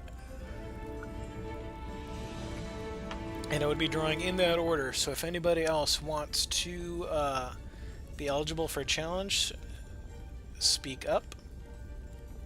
Where I will be drawing from I will be rolling from those 5 people.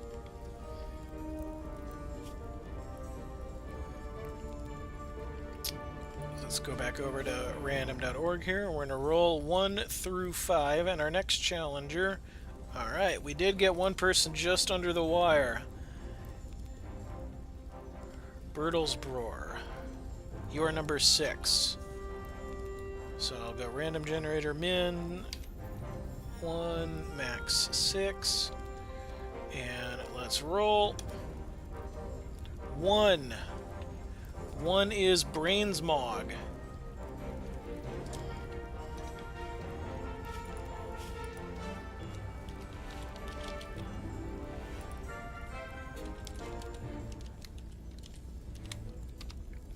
Alright, Brainsmog is up. I need your in-game name. And which of the towers you wish to challenge.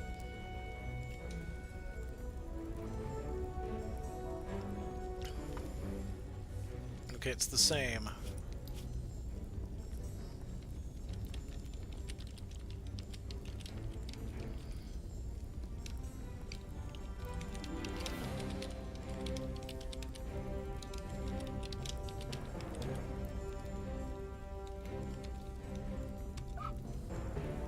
Whisper sent out to Brainsmog. Just need to confirm which tower we are playing. He's asking chat, Time Tower or Gold?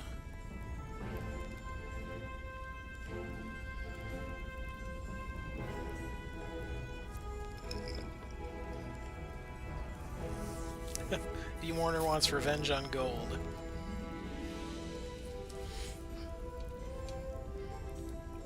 The Dungeon Master is not going to influence that vote.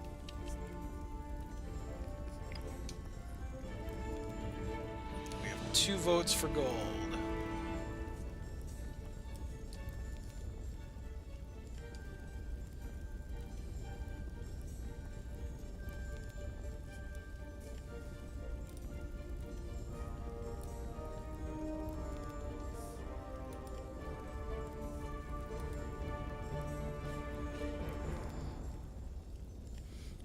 got the numbers. I've got the numbers rolled for gold. If if Brainsmog wants to go time instead, I'll roll some different numbers. But Brainsmog, let me know. Shoot me a challenge here so we can get this baby started. Brainsmog is going time. Alright, so I need to re-roll some numbers. Let's go. 5, 6, 4. In that order. 5, 6, 4. Alright.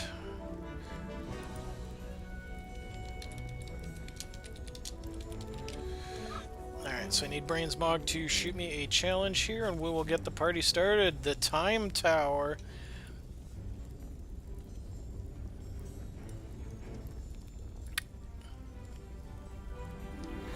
Gold deck would have been standard, and you're not feeling it. Fair enough. Fair enough.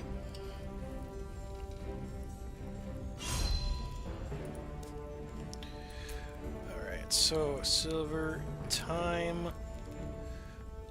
Let's see, we said time 5. Nope, that's gold. Yep, nope, time. That's right. That's right.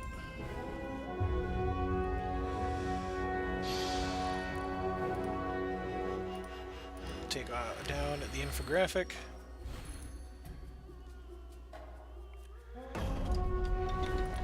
What happens if you clear all 50 floors in silver? Then silver is no longer available for challenging. And so then everybody has to shift your attention over to the remaining towers. Alright, we'll keep... this is kind of an iffy keep. I mean, a Wrathwood Mastermoss is good, but I can't do anything until turn 4. Have a Fist of Brigadon, which has Crush, Invincible, and Must Attack.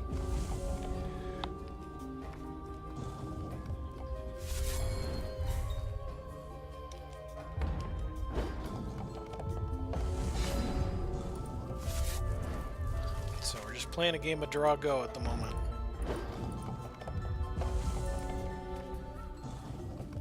And because this is a living dungeon, right now this dungeon has launched with across all the different towers.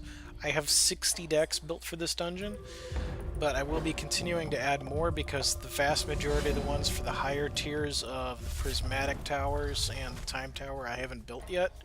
So the final deck tally is going to soar over 100 possible encounters, all said and done. Oh, I really needed that Chlorophylla.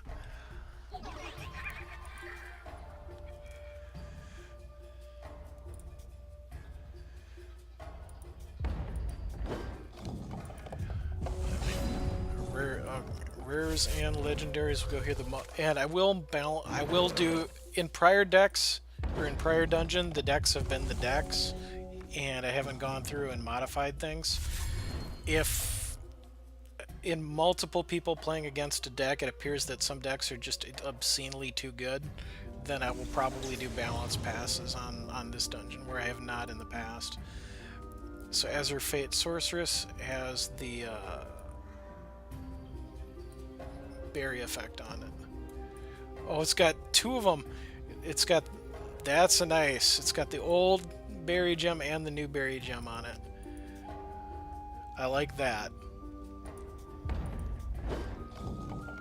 All gems are going to be legal for the Time Tower regardless of when they actually debuted.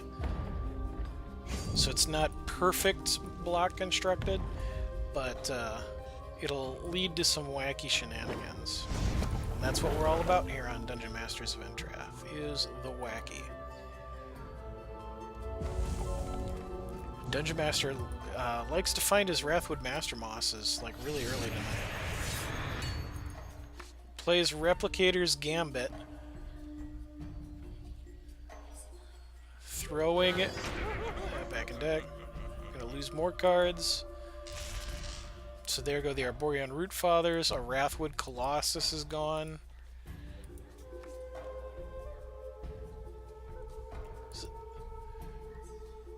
card. Bury the top card of each opposing. Okay, and then the gain of charge was why I lost another one. So half the deck is gone already.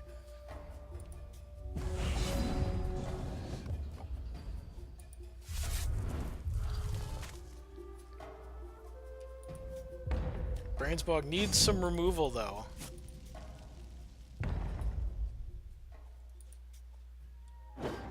This is taking 10 and is going to be faced with Jadeem. Finding all of the legendary.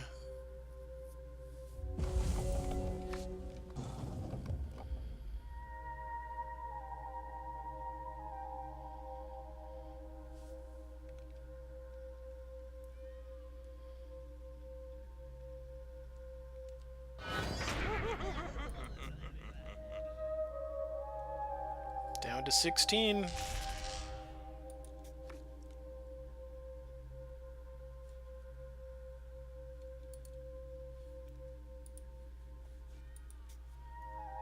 Down to 11.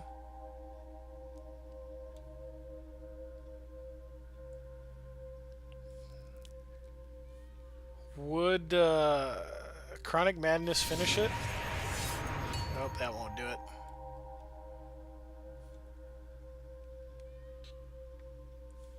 Dead. So close, GG. Yeah, the mill action was doing very good. Like, we're 50 cards deep in the deck, but no removal to stop the legendary, you know, the Wrathwood Master Mosses and stuff crackling in. Solid attempt by Brainsmog there. I like the use of the 2 mill gems put in 1 Azurfate Sorceress. That's a really nice combo there. Throw these back up.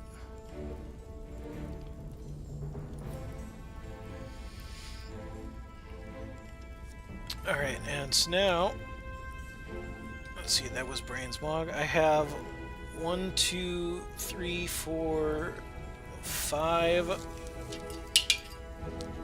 There goes my D20. Raptos just disappeared. I've got B. Warner, Jakisha, Raze, Ephos, and I need to rewrite your name because I didn't. B-E-R, Bertles, Bror. So we have 1, 2, 3, 4, 5 names in the hat right now who've not had an opportunity to challenge tonight and have expressed interest. So if anybody else wants in, do speak up in chat and let me know. I have run out of water, so I'm going to take another quick 2-minute break to refresh my water so that I'm not like talking through a dry throat for the last chunk of the stream. And then I will roll for our next challenger. So bear with me, I'll be right back.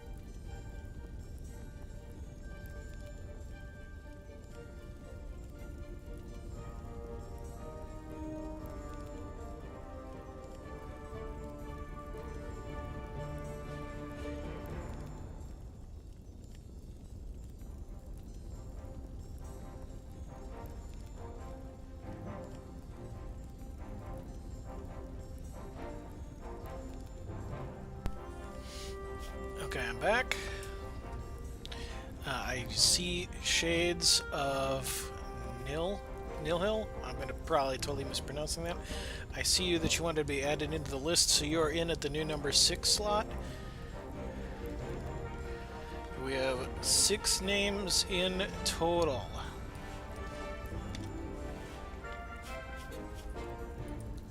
So we go over to random.org here, and we're going to hit generate. Our next challenger will be number 1. The list has shrunk down to number 1 is B. Warner. B. Warner 34 is next.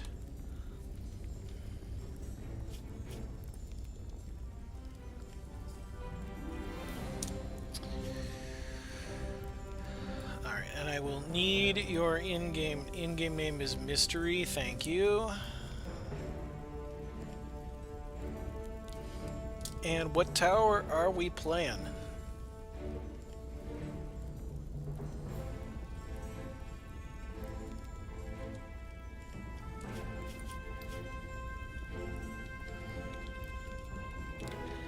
Whisper. We are playing the silver. All right.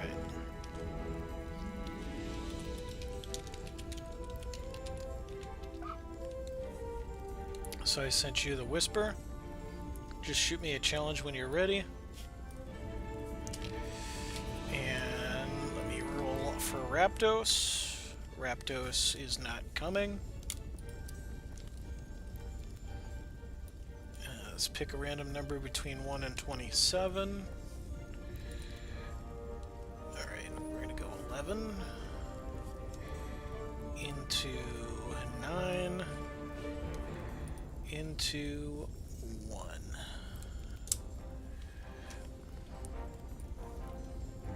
So I have numbers rolled for Mystery.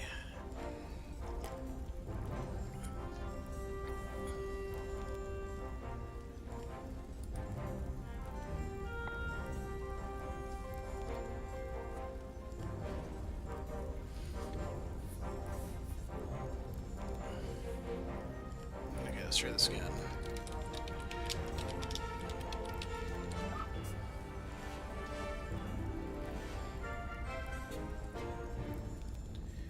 To send a challenge to somebody, you click on their face, in case you're new and didn't know.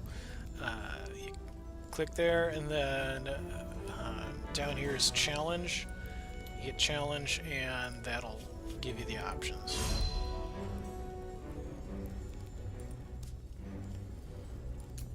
Alright, so we are starting with silver 11. Nope, that's gold 11. Definitely don't want to pick that.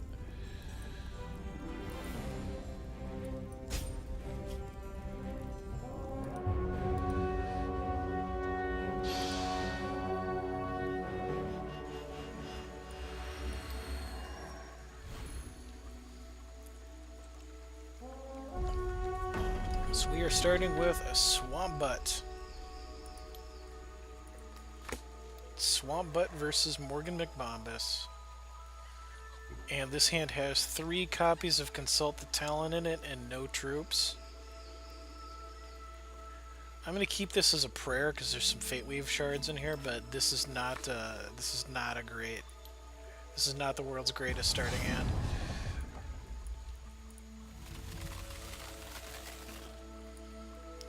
So seek some adventure. This is silver that we are in right now.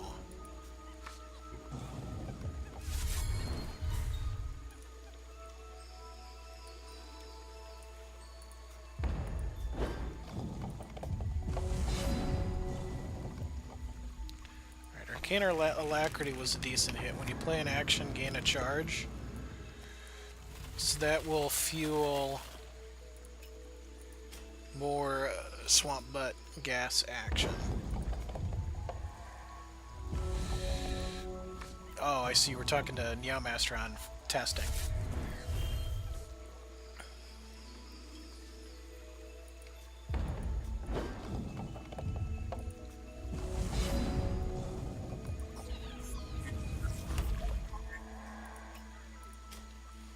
Alright, so we'll put the Swamp Gas in the deck first, and then play Thunderfield Elder, because Thunderfield Elder, next action in your deck, it's when you play this, copy it, so that could hit a gas.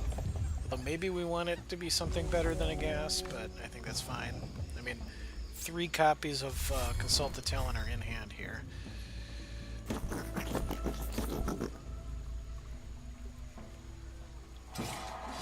Combat Training on Flickering Gobbler combo.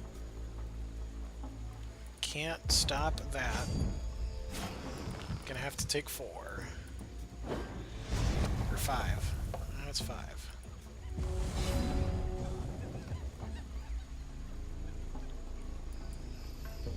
Alright, Lanupaw's Sight was a good one to get copied. Double down on card draws for the next thing found.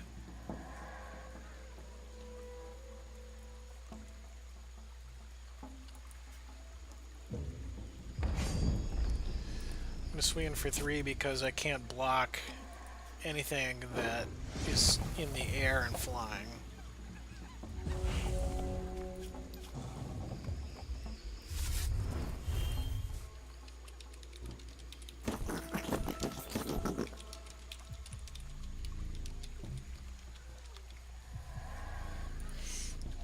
Mystery says, ouch, nice prophecy. And we hope we live long enough to get to enjoy it.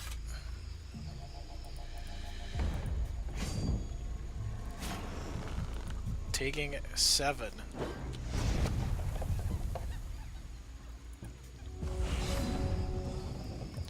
Crackling Bolt. Deal 3 damage to target champion or troop. Gain a charge and draw 2 cards. Seems okay. Gonna hit that to get some threat off the board.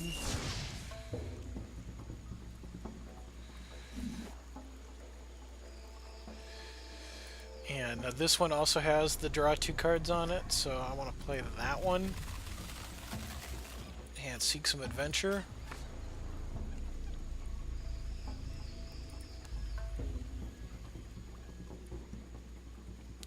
And since Swamp Gas is basic and free, I'm not going to play that right now. Swinging for 3.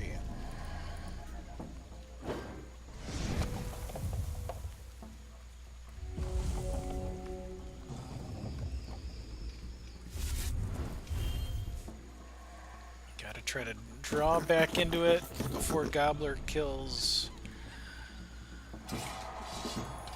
So that's going to swing in for 7 now.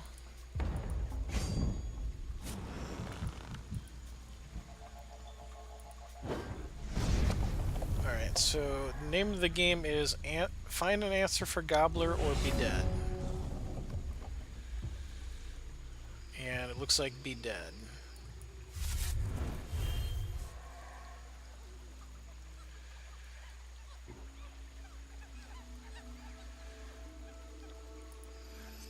Hit for face for 1, draw a card. Ooh, Stifling Sting is quick. Deal 3 damage to target opposing champion or troop. If you damaged a champion this way, interrupt each other action with cost 3 or less. This game is not over yet. It is not over yet. Can play Flickering Gobbler because an action was played this turn.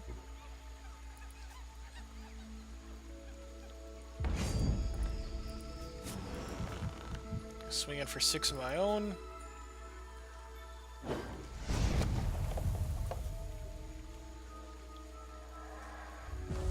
Managed to find the answer to not be just dead.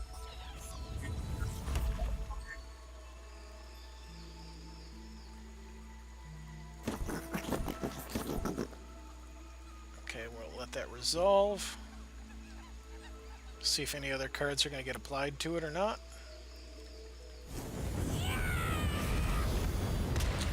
Alright, I can't stop that. That's fine.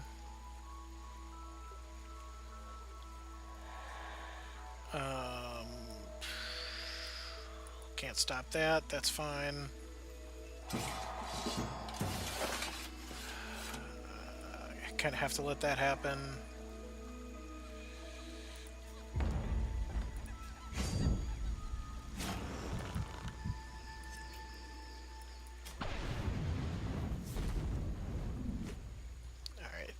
still in it, theoretically. Down to 2 health. Have to kill a Bumblebot. Find a Swamp Gas. Still hanging on.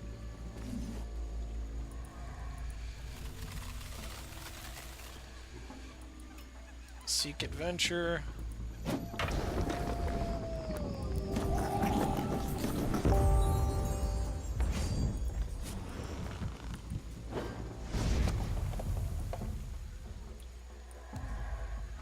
Man, on 2.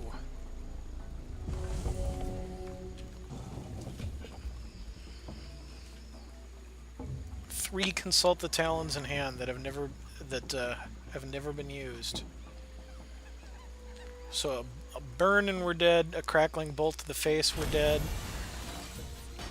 Oh man, Mystery didn't have any direct removal. That was so close.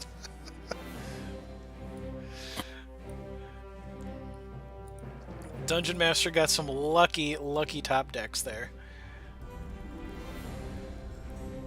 Non-standard shards in the prismatic towers are one-ofs, yes. Yes, if it's singleton, then everything that's not a basic shard, you can only have 1 copy. So I'm going to throw this back up here. We'll get over to random.org.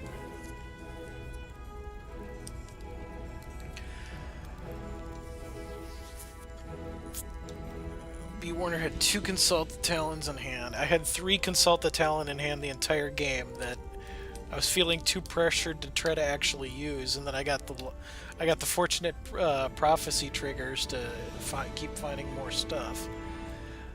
So let's see. I've got 1, 2, 3, 4. I've got 5 names in the hat. Number 1 on the list right now is Jakisha. Then I've got Rays 667, Ephos, Bertil Bror. I wrote that down wrong, but if I draw you, I'll make sure you know. And Shades. Those are my 5 names in the hat here for a run of people who have not played at all tonight. Let's go over to our random number generator. Go 1 through 5. And next challenger, 4. 1, 2, 3, 4. Yeah, that's the one I could not pronounce. Let's see. Bertels Bror is next.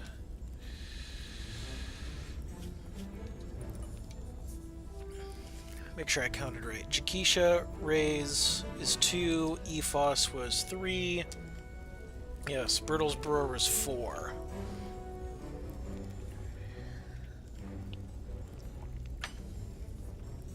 So give them a second to respond. If they don't, then I will re-roll. I'm going to give them a chance to make sure, because they're still showing up as in the channel. Okay, good, you're here. So I just need from you in-game name and which tower we are playing. Supreme Evil is the in-game name.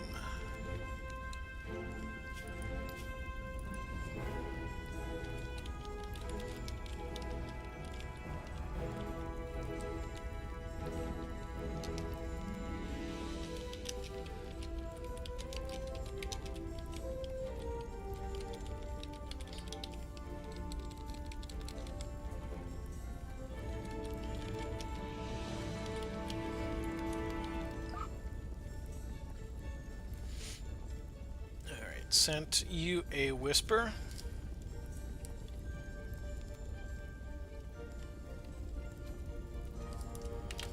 And I'm going to roll for Raptos. No Raptos yet. That was a 9.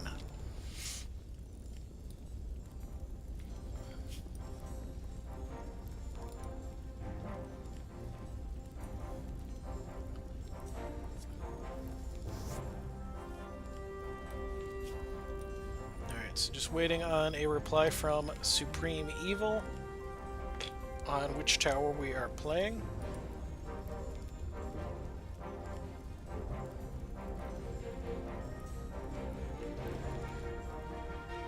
He's going gold. Alright. Don't really have decks for the other. Alright. So no legendary cards, of course. But let me quick roll for what deck encounters we're playing. Alright, 5, 1, 6.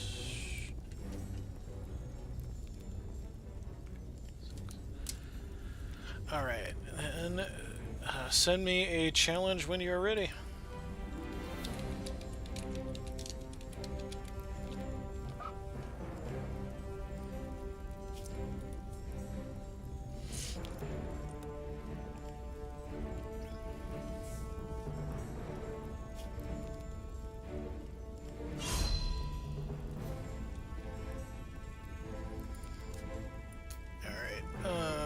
It's 5. Alright, so we are starting with some orcs.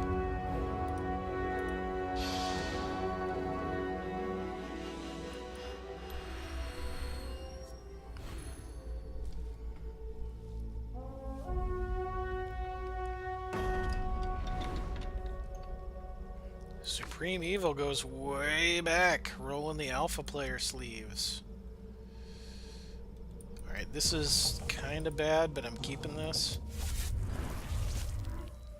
5 resources. We're on the draw. Minion of Yazukan. When it dies, basically, it goes underground.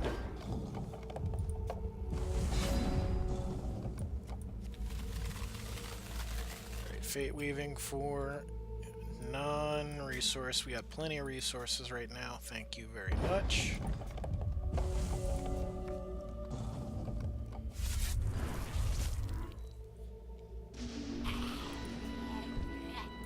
Disciple of Yazukan. That's when another troop enters your crypt. Add a soul counter to this if there's 3 or more. Or remove the counters that comes into play.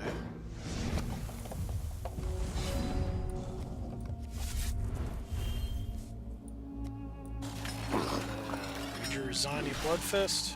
When this attacks, troops in your hand get Rage 1, and when a troop you control attacks, while Zanya is in the hand, she gets Rage 1.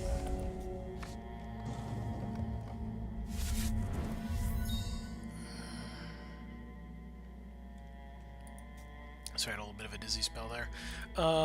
Minion of Yazukan now has Summon a Phantom on it, so that really wants to die. It can't block, though. Is this the Hideous Corruption deck? Where these things just want to die and create 100 billion phantoms?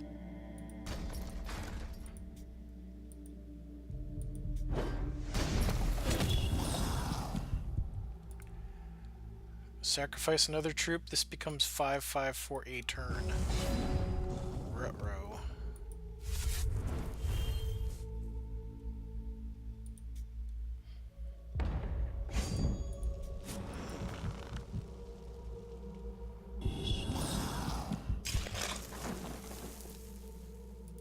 I mathed wrong. That's going to be a 5/5 for the turn.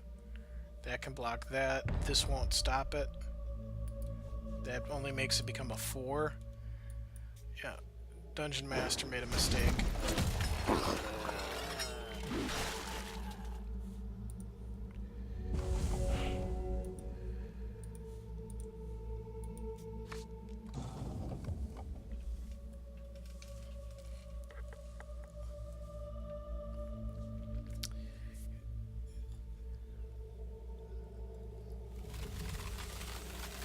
Supreme Evil.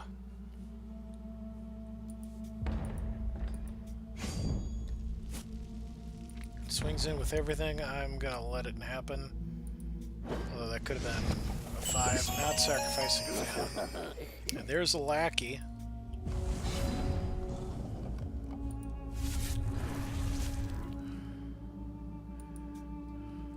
Alright, So this would actually work.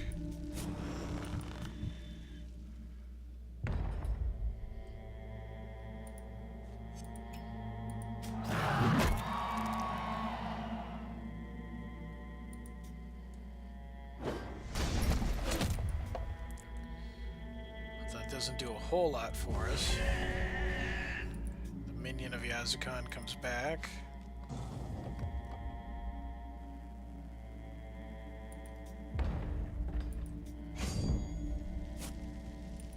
Yeah, that's 5 points damage coming in. Oh, probably more than that. Sacrifice the Disciple of Yazukan. That's 5, 6, 7, 8.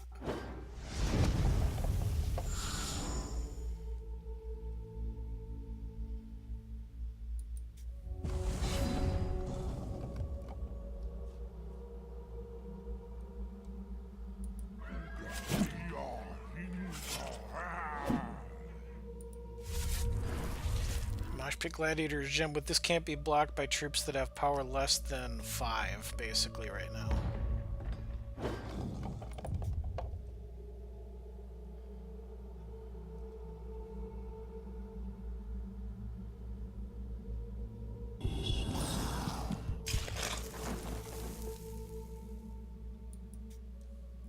So the minion was sacrificed to make another Phantom.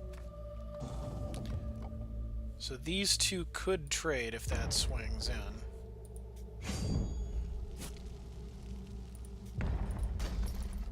And I'm gonna try to take that out of play. That doesn't stack, right?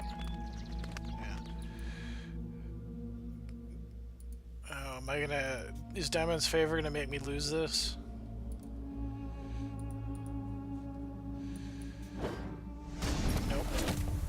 Granted plus defense there.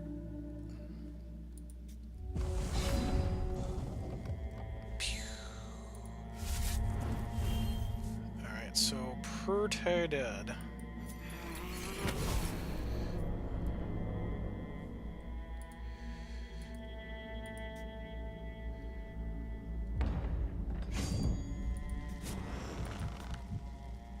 That now has Rage 1. I think I'm swinging in just to not delay the inevitable here, because I think Supreme Evil's got this one pretty well in the bag.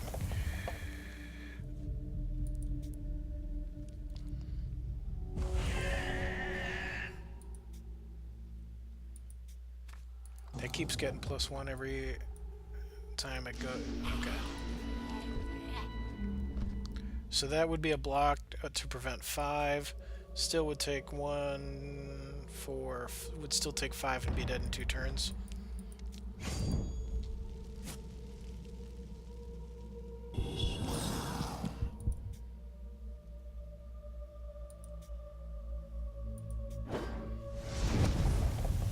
So that is going to be Gold Room number 1 taken out. Well, the actual deck number was number 5 for anybody keeping track, but that was the first encounter of the run. Defeated.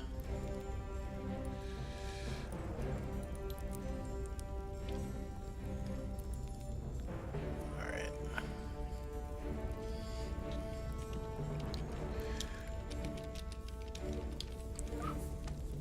So now we're on to the second deck, just awaiting a challenge from Supreme Evil.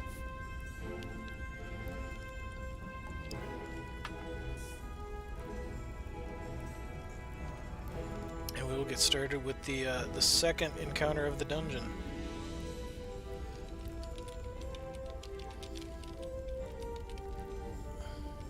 God, I can't type right now.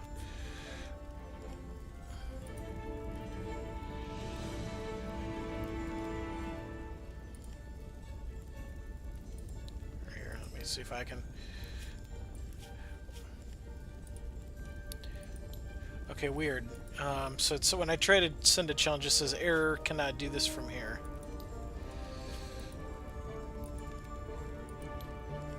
You cannot do this from here.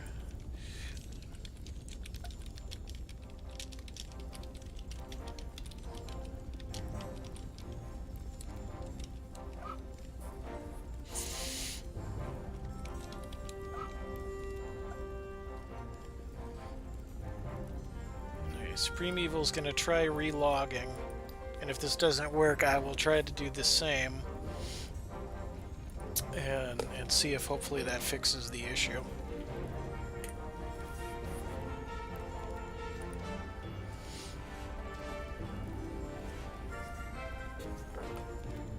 Oh, when you feel like you need to crack your neck and your neck won't go for you. I want to thank everybody for hanging out so far tonight. This is the 49th episode of Dungeon Masters of Entrath. I will not be streaming from my own personal channel tomorrow because I've been feeling under the weather. Took today off, and I told my manager I'm going to be out tomorrow too because I think I'm infectious cancer and I don't want to like knock out my entire freaking office. So I'm taking another 24 hours. I think I'm going to be good, but I don't think 2 days of streaming in a row while it was a good idea. So we're going to pass on that. We'll be back next week with the big episode 50. Should be a good time. We'll be continuing the Towers of the Nameless City here. Because I haven't linked it in chat for a while here. Here is the link to the forum thread about this. So if you have any questions about things, let me know. Alright.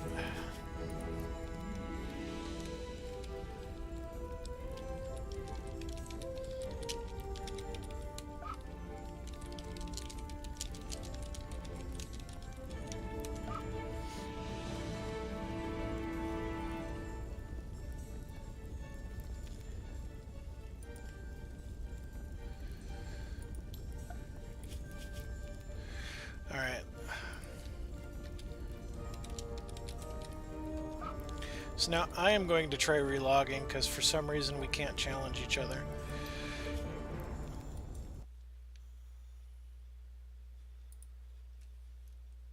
And we'll see if this will work. Hopefully I don't run into issues that I had last week where for some reason it would just not let me connect to the game anymore.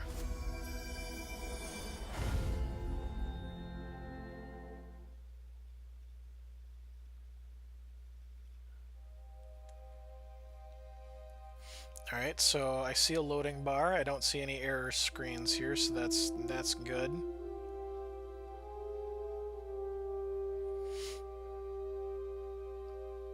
Hopefully it doesn't take too long to get in. This is a little bit slower than the usual. Okay, but then it jumped up really fast.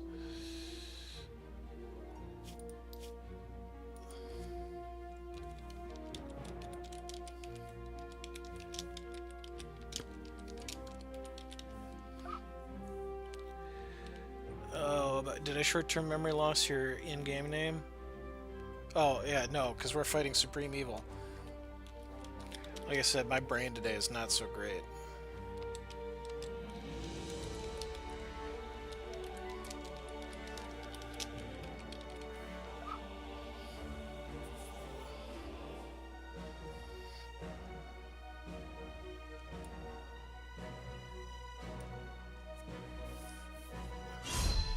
Hey, there we go. That's better.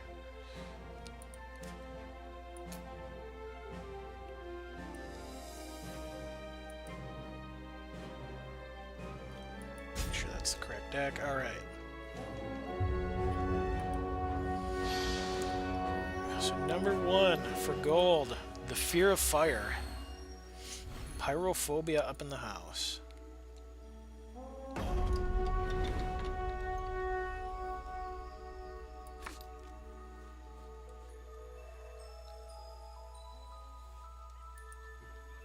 Nice, Fred. 52 down, 21 to go. You are far ahead of me on that score. I'm going to go ahead and keep this. Heart of the Fire. When an action or constant you control deals damage to an opposing champion, gain 1 temporary resource for each point of damage dealt.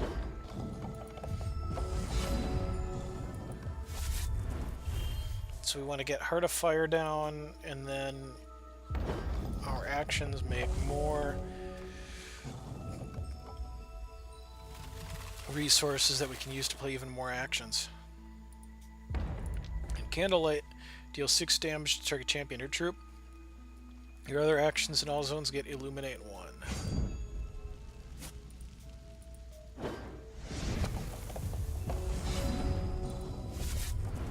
Alright, draw go. Sadly, no shenanigans until turn 4, because I don't want to play any of these until Heart of the Fire can provide some extra value.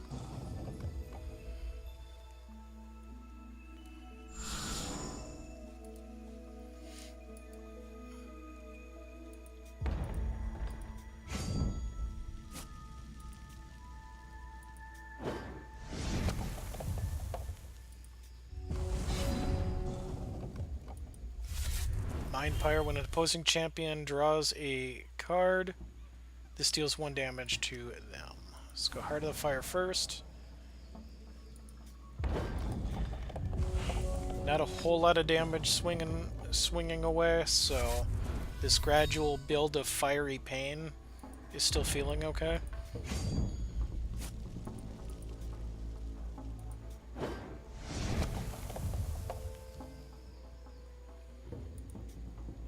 Alright, so that will now start creating phantoms when it dies. Play Mindpire. And I don't think this is going to trigger off Heart of Fire because it just is when an action or constant, but I'm going to save it for the next turn anyway. Zentoth's Hunger is gain 4 health and draw 2 cards. Lost 2 of that health because of Mindpire. If I recall this deck correctly, there's not a single troop in the 60 cards here. This is all about comboing up some face burnage.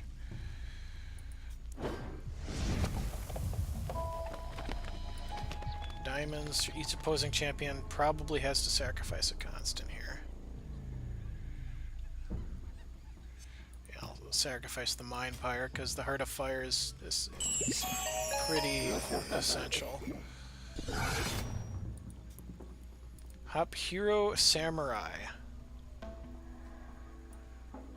That's not going to evolve when we don't have other troops. Well, I suppose it could if you use your own stuff. Alright, let's see if that works. I don't think it does. It does confirm it does not.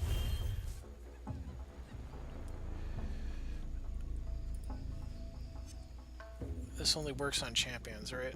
Yes, an opposing champion, so we'll pay 2 to dome you for 3 and gain 3 resources. Is this lethal?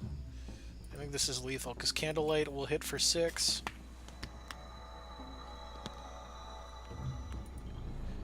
Candlelight the face again. Replace all the resources. Burn to the face.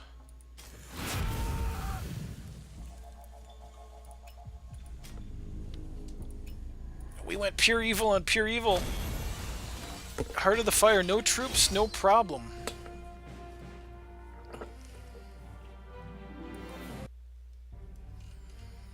GG's. I was worried when you played the first time in favor that you had a second one because if I had to give up Heart of the Fire, my deck was dead on arrival.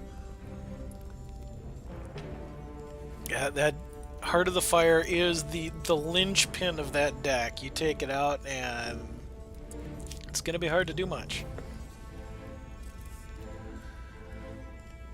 Alright, so we got half an hour left. I have time for one last challenger tonight. So the next person rolled is going to be the final challenger of the night, and then I need to get some sleep and try to focus on not being a sick piece of poop. So I've got yeah, so long since you played it, you didn't think about it, right? It's not exactly, I don't think at any point it was really defining a constructed meta. I have Jakisha, Raze, Ephos, and Shades as the 4 remaining names in the hat who've expressed interest and not had the opportunity to play tonight.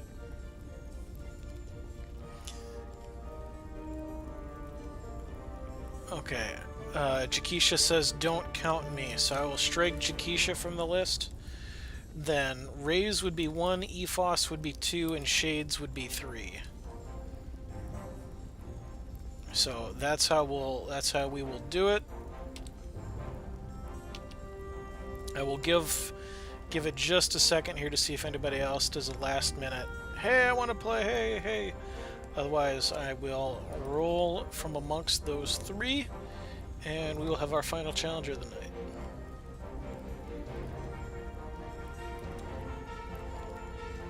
Alright, I'm going to roll in 5, 4, 3, 2, 1. Oh, and you know what? I should probably show you the actual roll. It's going to be Shades. Shades was at the bottom of the list, if they're still here. They're not. Oh, wait, no, that's an H. That's not an S. Not, I lied, ignore me. Shades of Vanilli is next.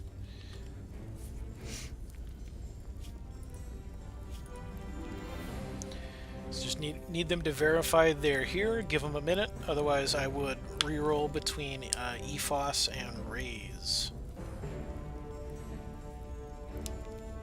Alright, they are here. Yep, sorry Rays, better luck next week. Like the Price is Right, you never know when you're going to get called on down, and I'm actually in the position now where I have more people who want to play than I have time to actually do challenges for, which is both a good and a bad problem. It means I'm not hurting for people to help us have some fun content, but then at the same time, you know, unfortunately not everybody who wants to play will have a chance on any given week.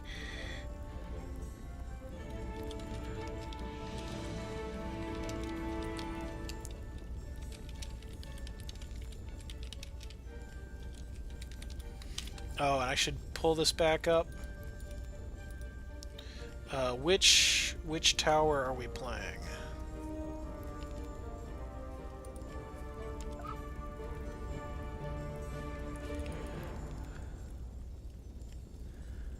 Alright.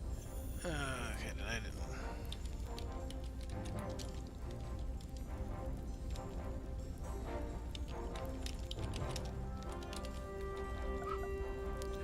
Alright, you may have to send me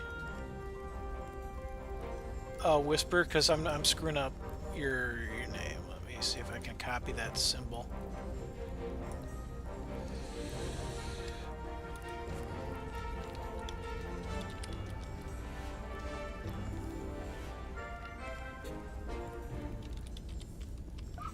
Okay, that worked. I don't know how to get that. I don't know how to get my keyboard to produce that symbol. But thankfully I was able to copy.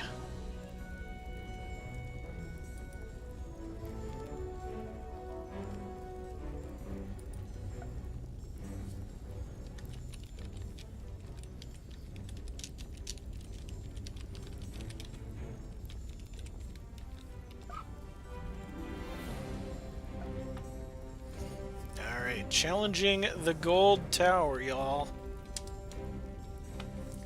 And no Raptos. We rolled a 9. So let's go between 1 and 13. Alright, I've got the deck ready.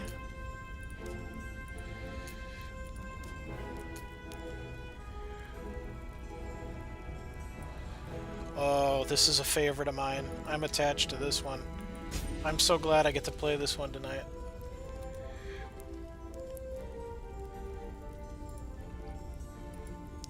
So up next is my homebrew escalation deck.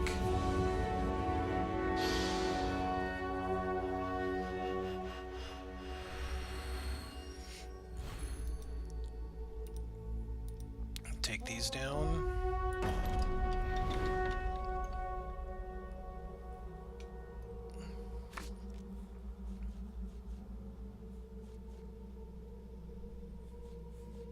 I thought this was escalation. This doesn't look like escalation.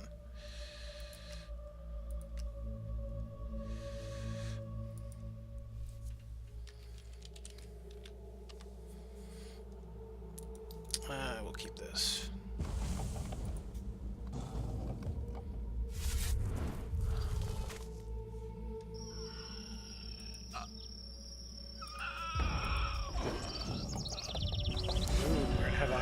High-powered conscript deck.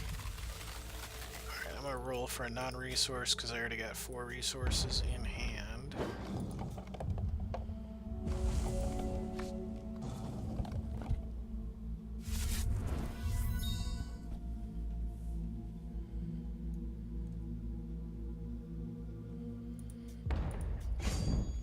No play on 2.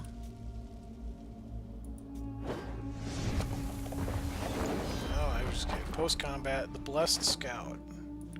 Well, that's going to be a hard block on the Crypt Cursed Knight. But I'm going to play it anyway.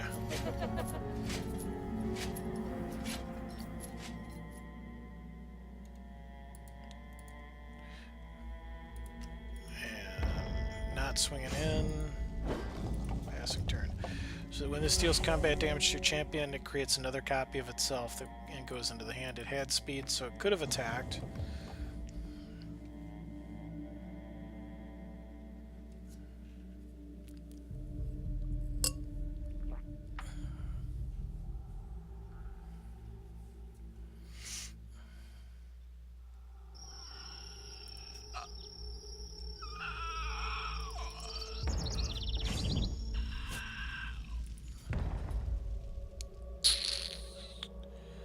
I smell a trap. Here, I'm not blocking.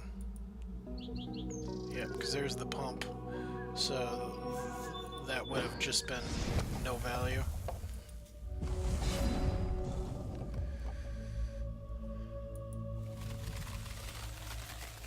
I think I'm taking a resource here to get to 5.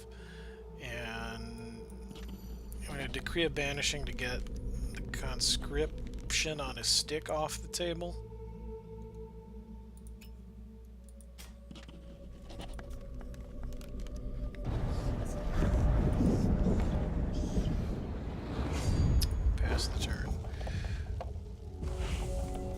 There are some more powerful socket troops in here.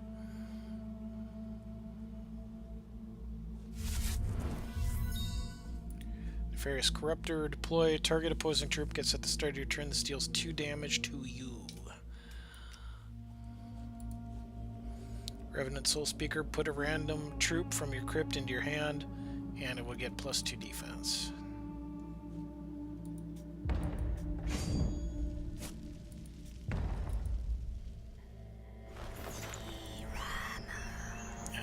Probably need to start blocking that stuff. Yeah, you can have your Cerulean High Counselor.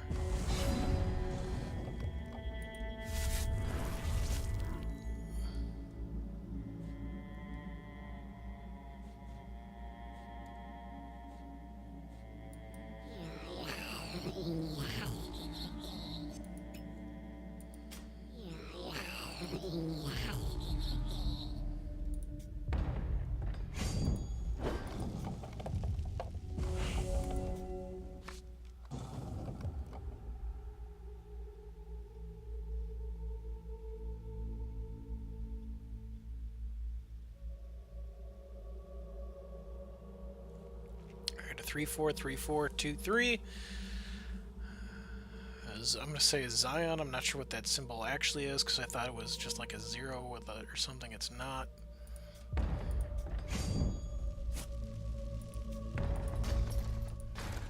So that one has the... Okay, this is almost certainly a trap.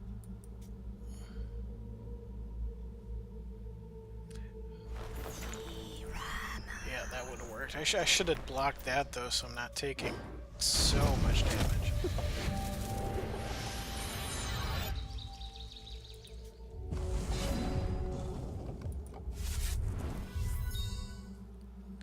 Alright, so I'm going to get rid of the one that doesn't deal 2 points of damage a turn.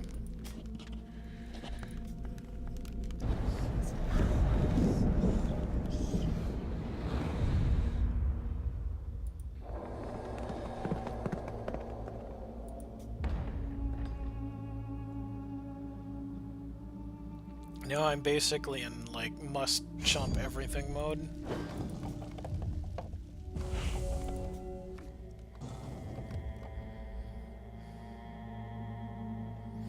Dead to removal.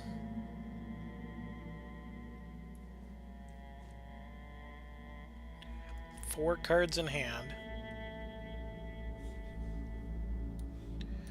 Alright, and what's, this was 10. Okay, the next one will be 8. Go with that. Zion making decisions here. Plays Lord Alexander the Courageous. It's a 3/3, will inspire anything else that comes into play to have speed.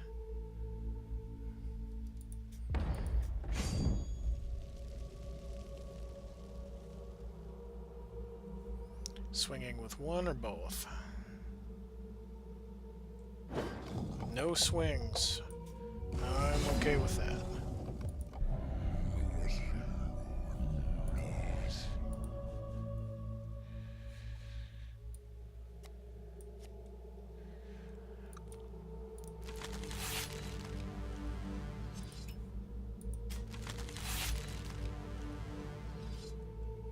So we just exhaust one.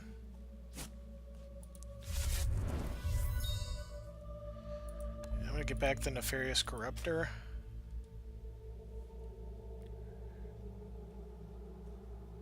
And let me see here. We'll exhaust you. Put a second trigger on that, so now that's going to deal 4 points of damage a turn for every turn it continues to exist.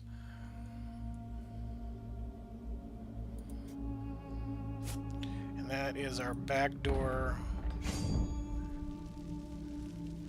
That is our backdoor win condition. I actually don't need to swing with that. You know what? I'm gonna hold the line here. I'm on 3 health, and that can make speed troops. I don't know how many blockers I'm gonna need.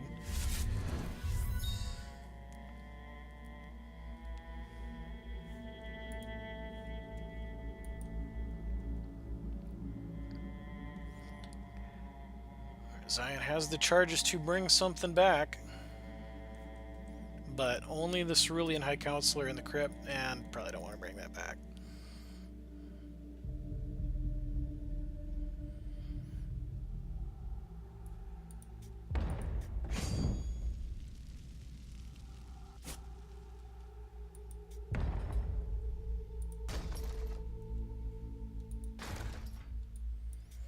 So I'm just going to throw a chump blocker in front of that.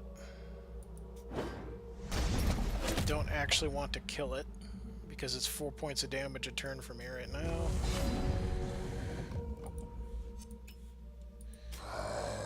Let's see what you got. Ancestral Ambush, Dream Guide, Hope on the Horizon. Hope at the Horizon is, at the end of your turn, void up to one target troop you control, revert that troop. At the end of each champion's turn, put the voided troop into play. I'd love to take that, but can't. Oh, yes, I can. All right, let's get rid of the thing that could wipe out the deal 4 points of damage a turn off of that.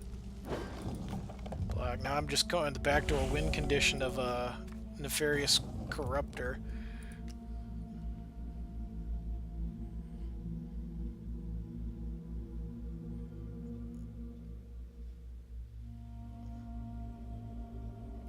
Three-turn clock.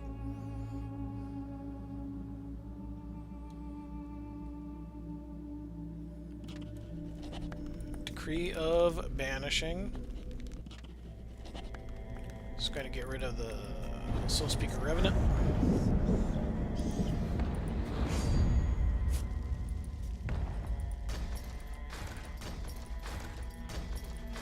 Have to block everything.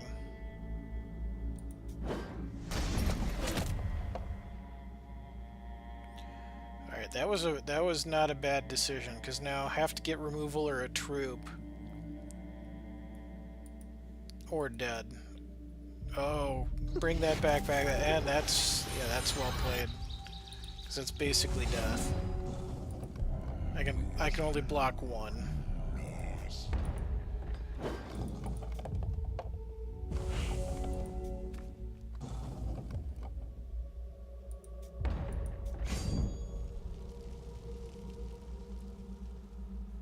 Can only block one, so, you know, block 4, still take 3, and this is probably punishment for being so cavalier with my life total early on. So that is 1 down in the gold tower, or 1 room down in this run of the tower. And up next is going to be room 8, unless, nope, that's a 20, no Raptos.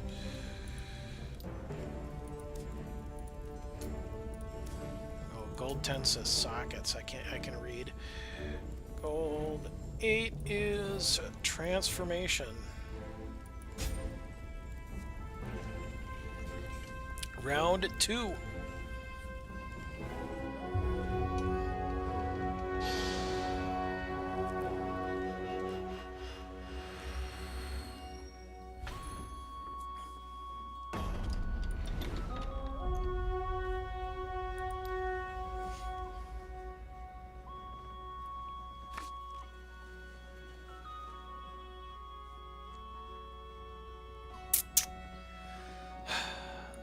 Probably, this is file this under hands I probably shouldn't be keeping. I'm going to trust in the heart of the cards to not give me more shards. See, Kismet can be reasonable, so Whimsy Witch is good. Throw down the Witch of the Witching Well. I think I just said Witching Well instead of Wishing Well. When this attacks, put up to 1 troop from your hand into your deck. If you do, pull a random troop from your deck into your hand, so you get something else, and they get stronger. Sacred Stance on 2 is going to be a problem. Party Fungi is good, though.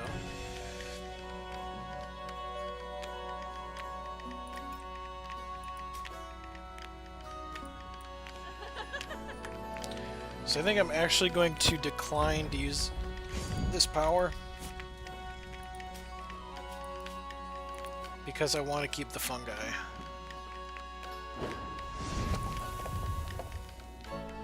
Party Fungi, when another troop you control transforms, it gets +3/+3 this turn.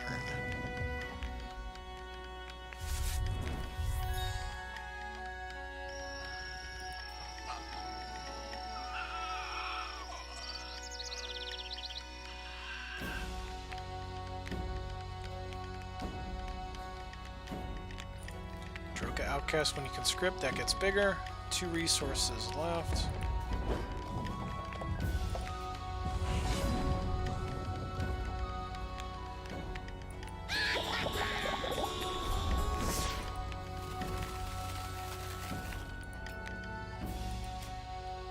Alright, what's the witch gonna flip?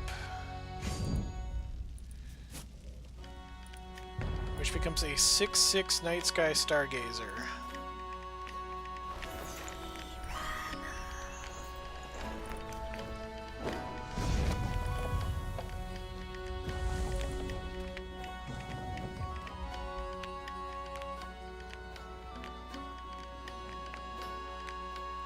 I think next turn the move might be to swing with this to get the flip to chuck the second witch, go into a Runic Chrysalis then to pre-blocks,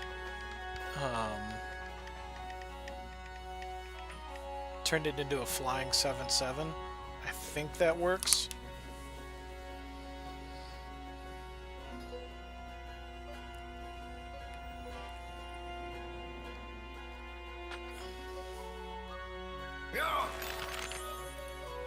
Is a 4/4 Adamanthian Scrivener. When that troop enters play under your control, gain a health. Eager Lackey gonna make another thing. That's a lot of power defense on that side of the board already.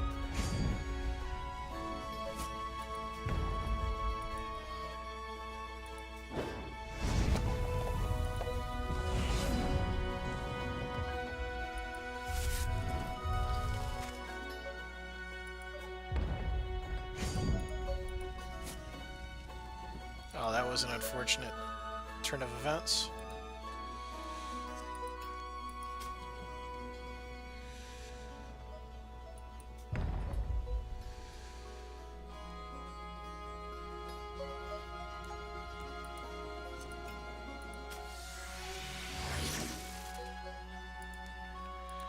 Oh, when you play an action, target troop gets -2 attack this turn. So let's... This is gonna... I think these trade.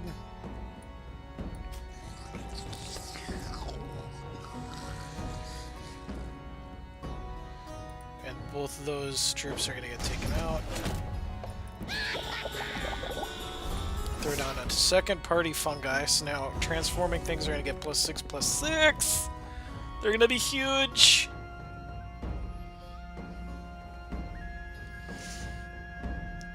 When you play a Witch of the Wishing Well into a party fungi, you call that fishing for fungi.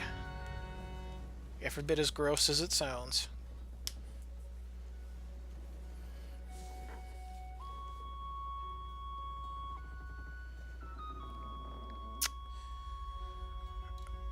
So I think I would take 5 again in a heartbeat on a swing.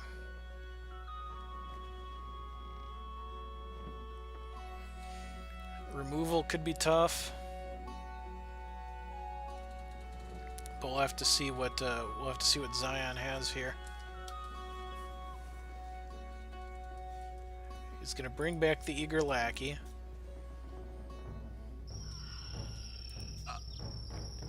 Plays down a Droka Outcast first, though, so that they get all the bonus health hits.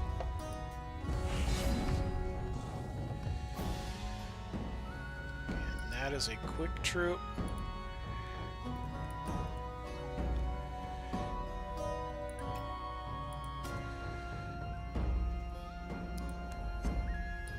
It's pre-combat. Transform you.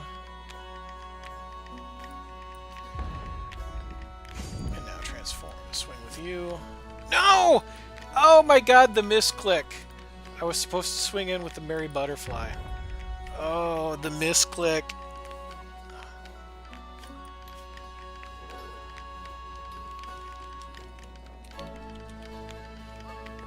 Oh, you dope.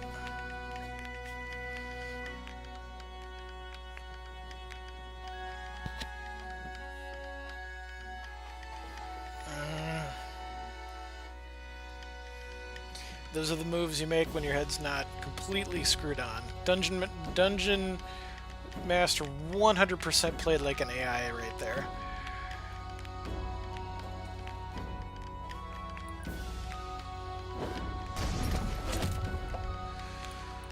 %, indisputably AI plays.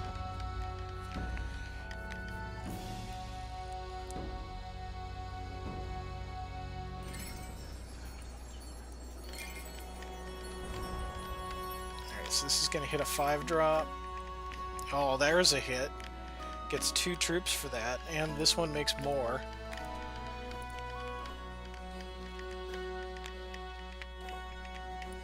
Alright, I expect probably these swinging Pippin Hustler can revert and transform. Well, we're going to do that anyway, even though there wasn't a swing.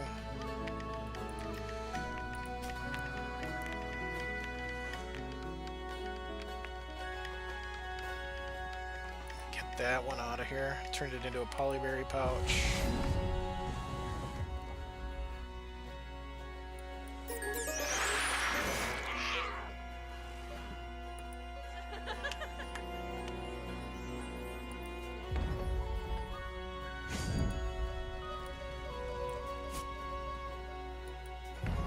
Oh, that turned into a 9/8.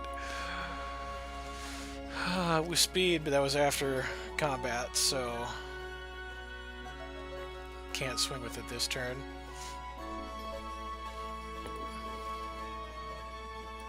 It only got the major buff because of the transformation this turn, so that'll get weaker. Yeah, you're right. That was a mistake.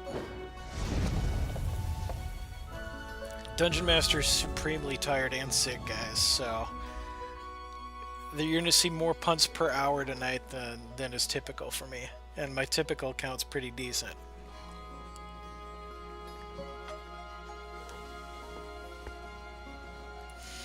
Shard gets Flying Butterfly, which would be a 10-10 with the double buff. And that could close out the game all by itself.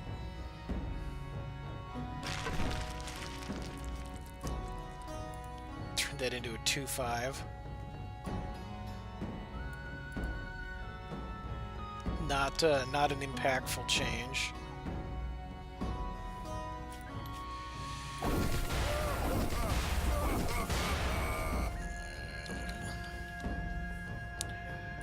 Zion thinks I've got it. So easy to comment post. Yeah. True point. Yep, there's the shard.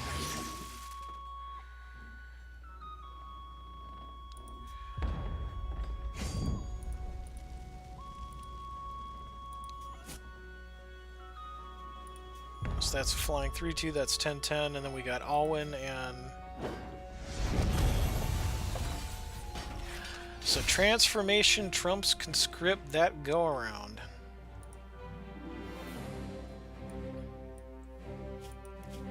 Good games, Zion.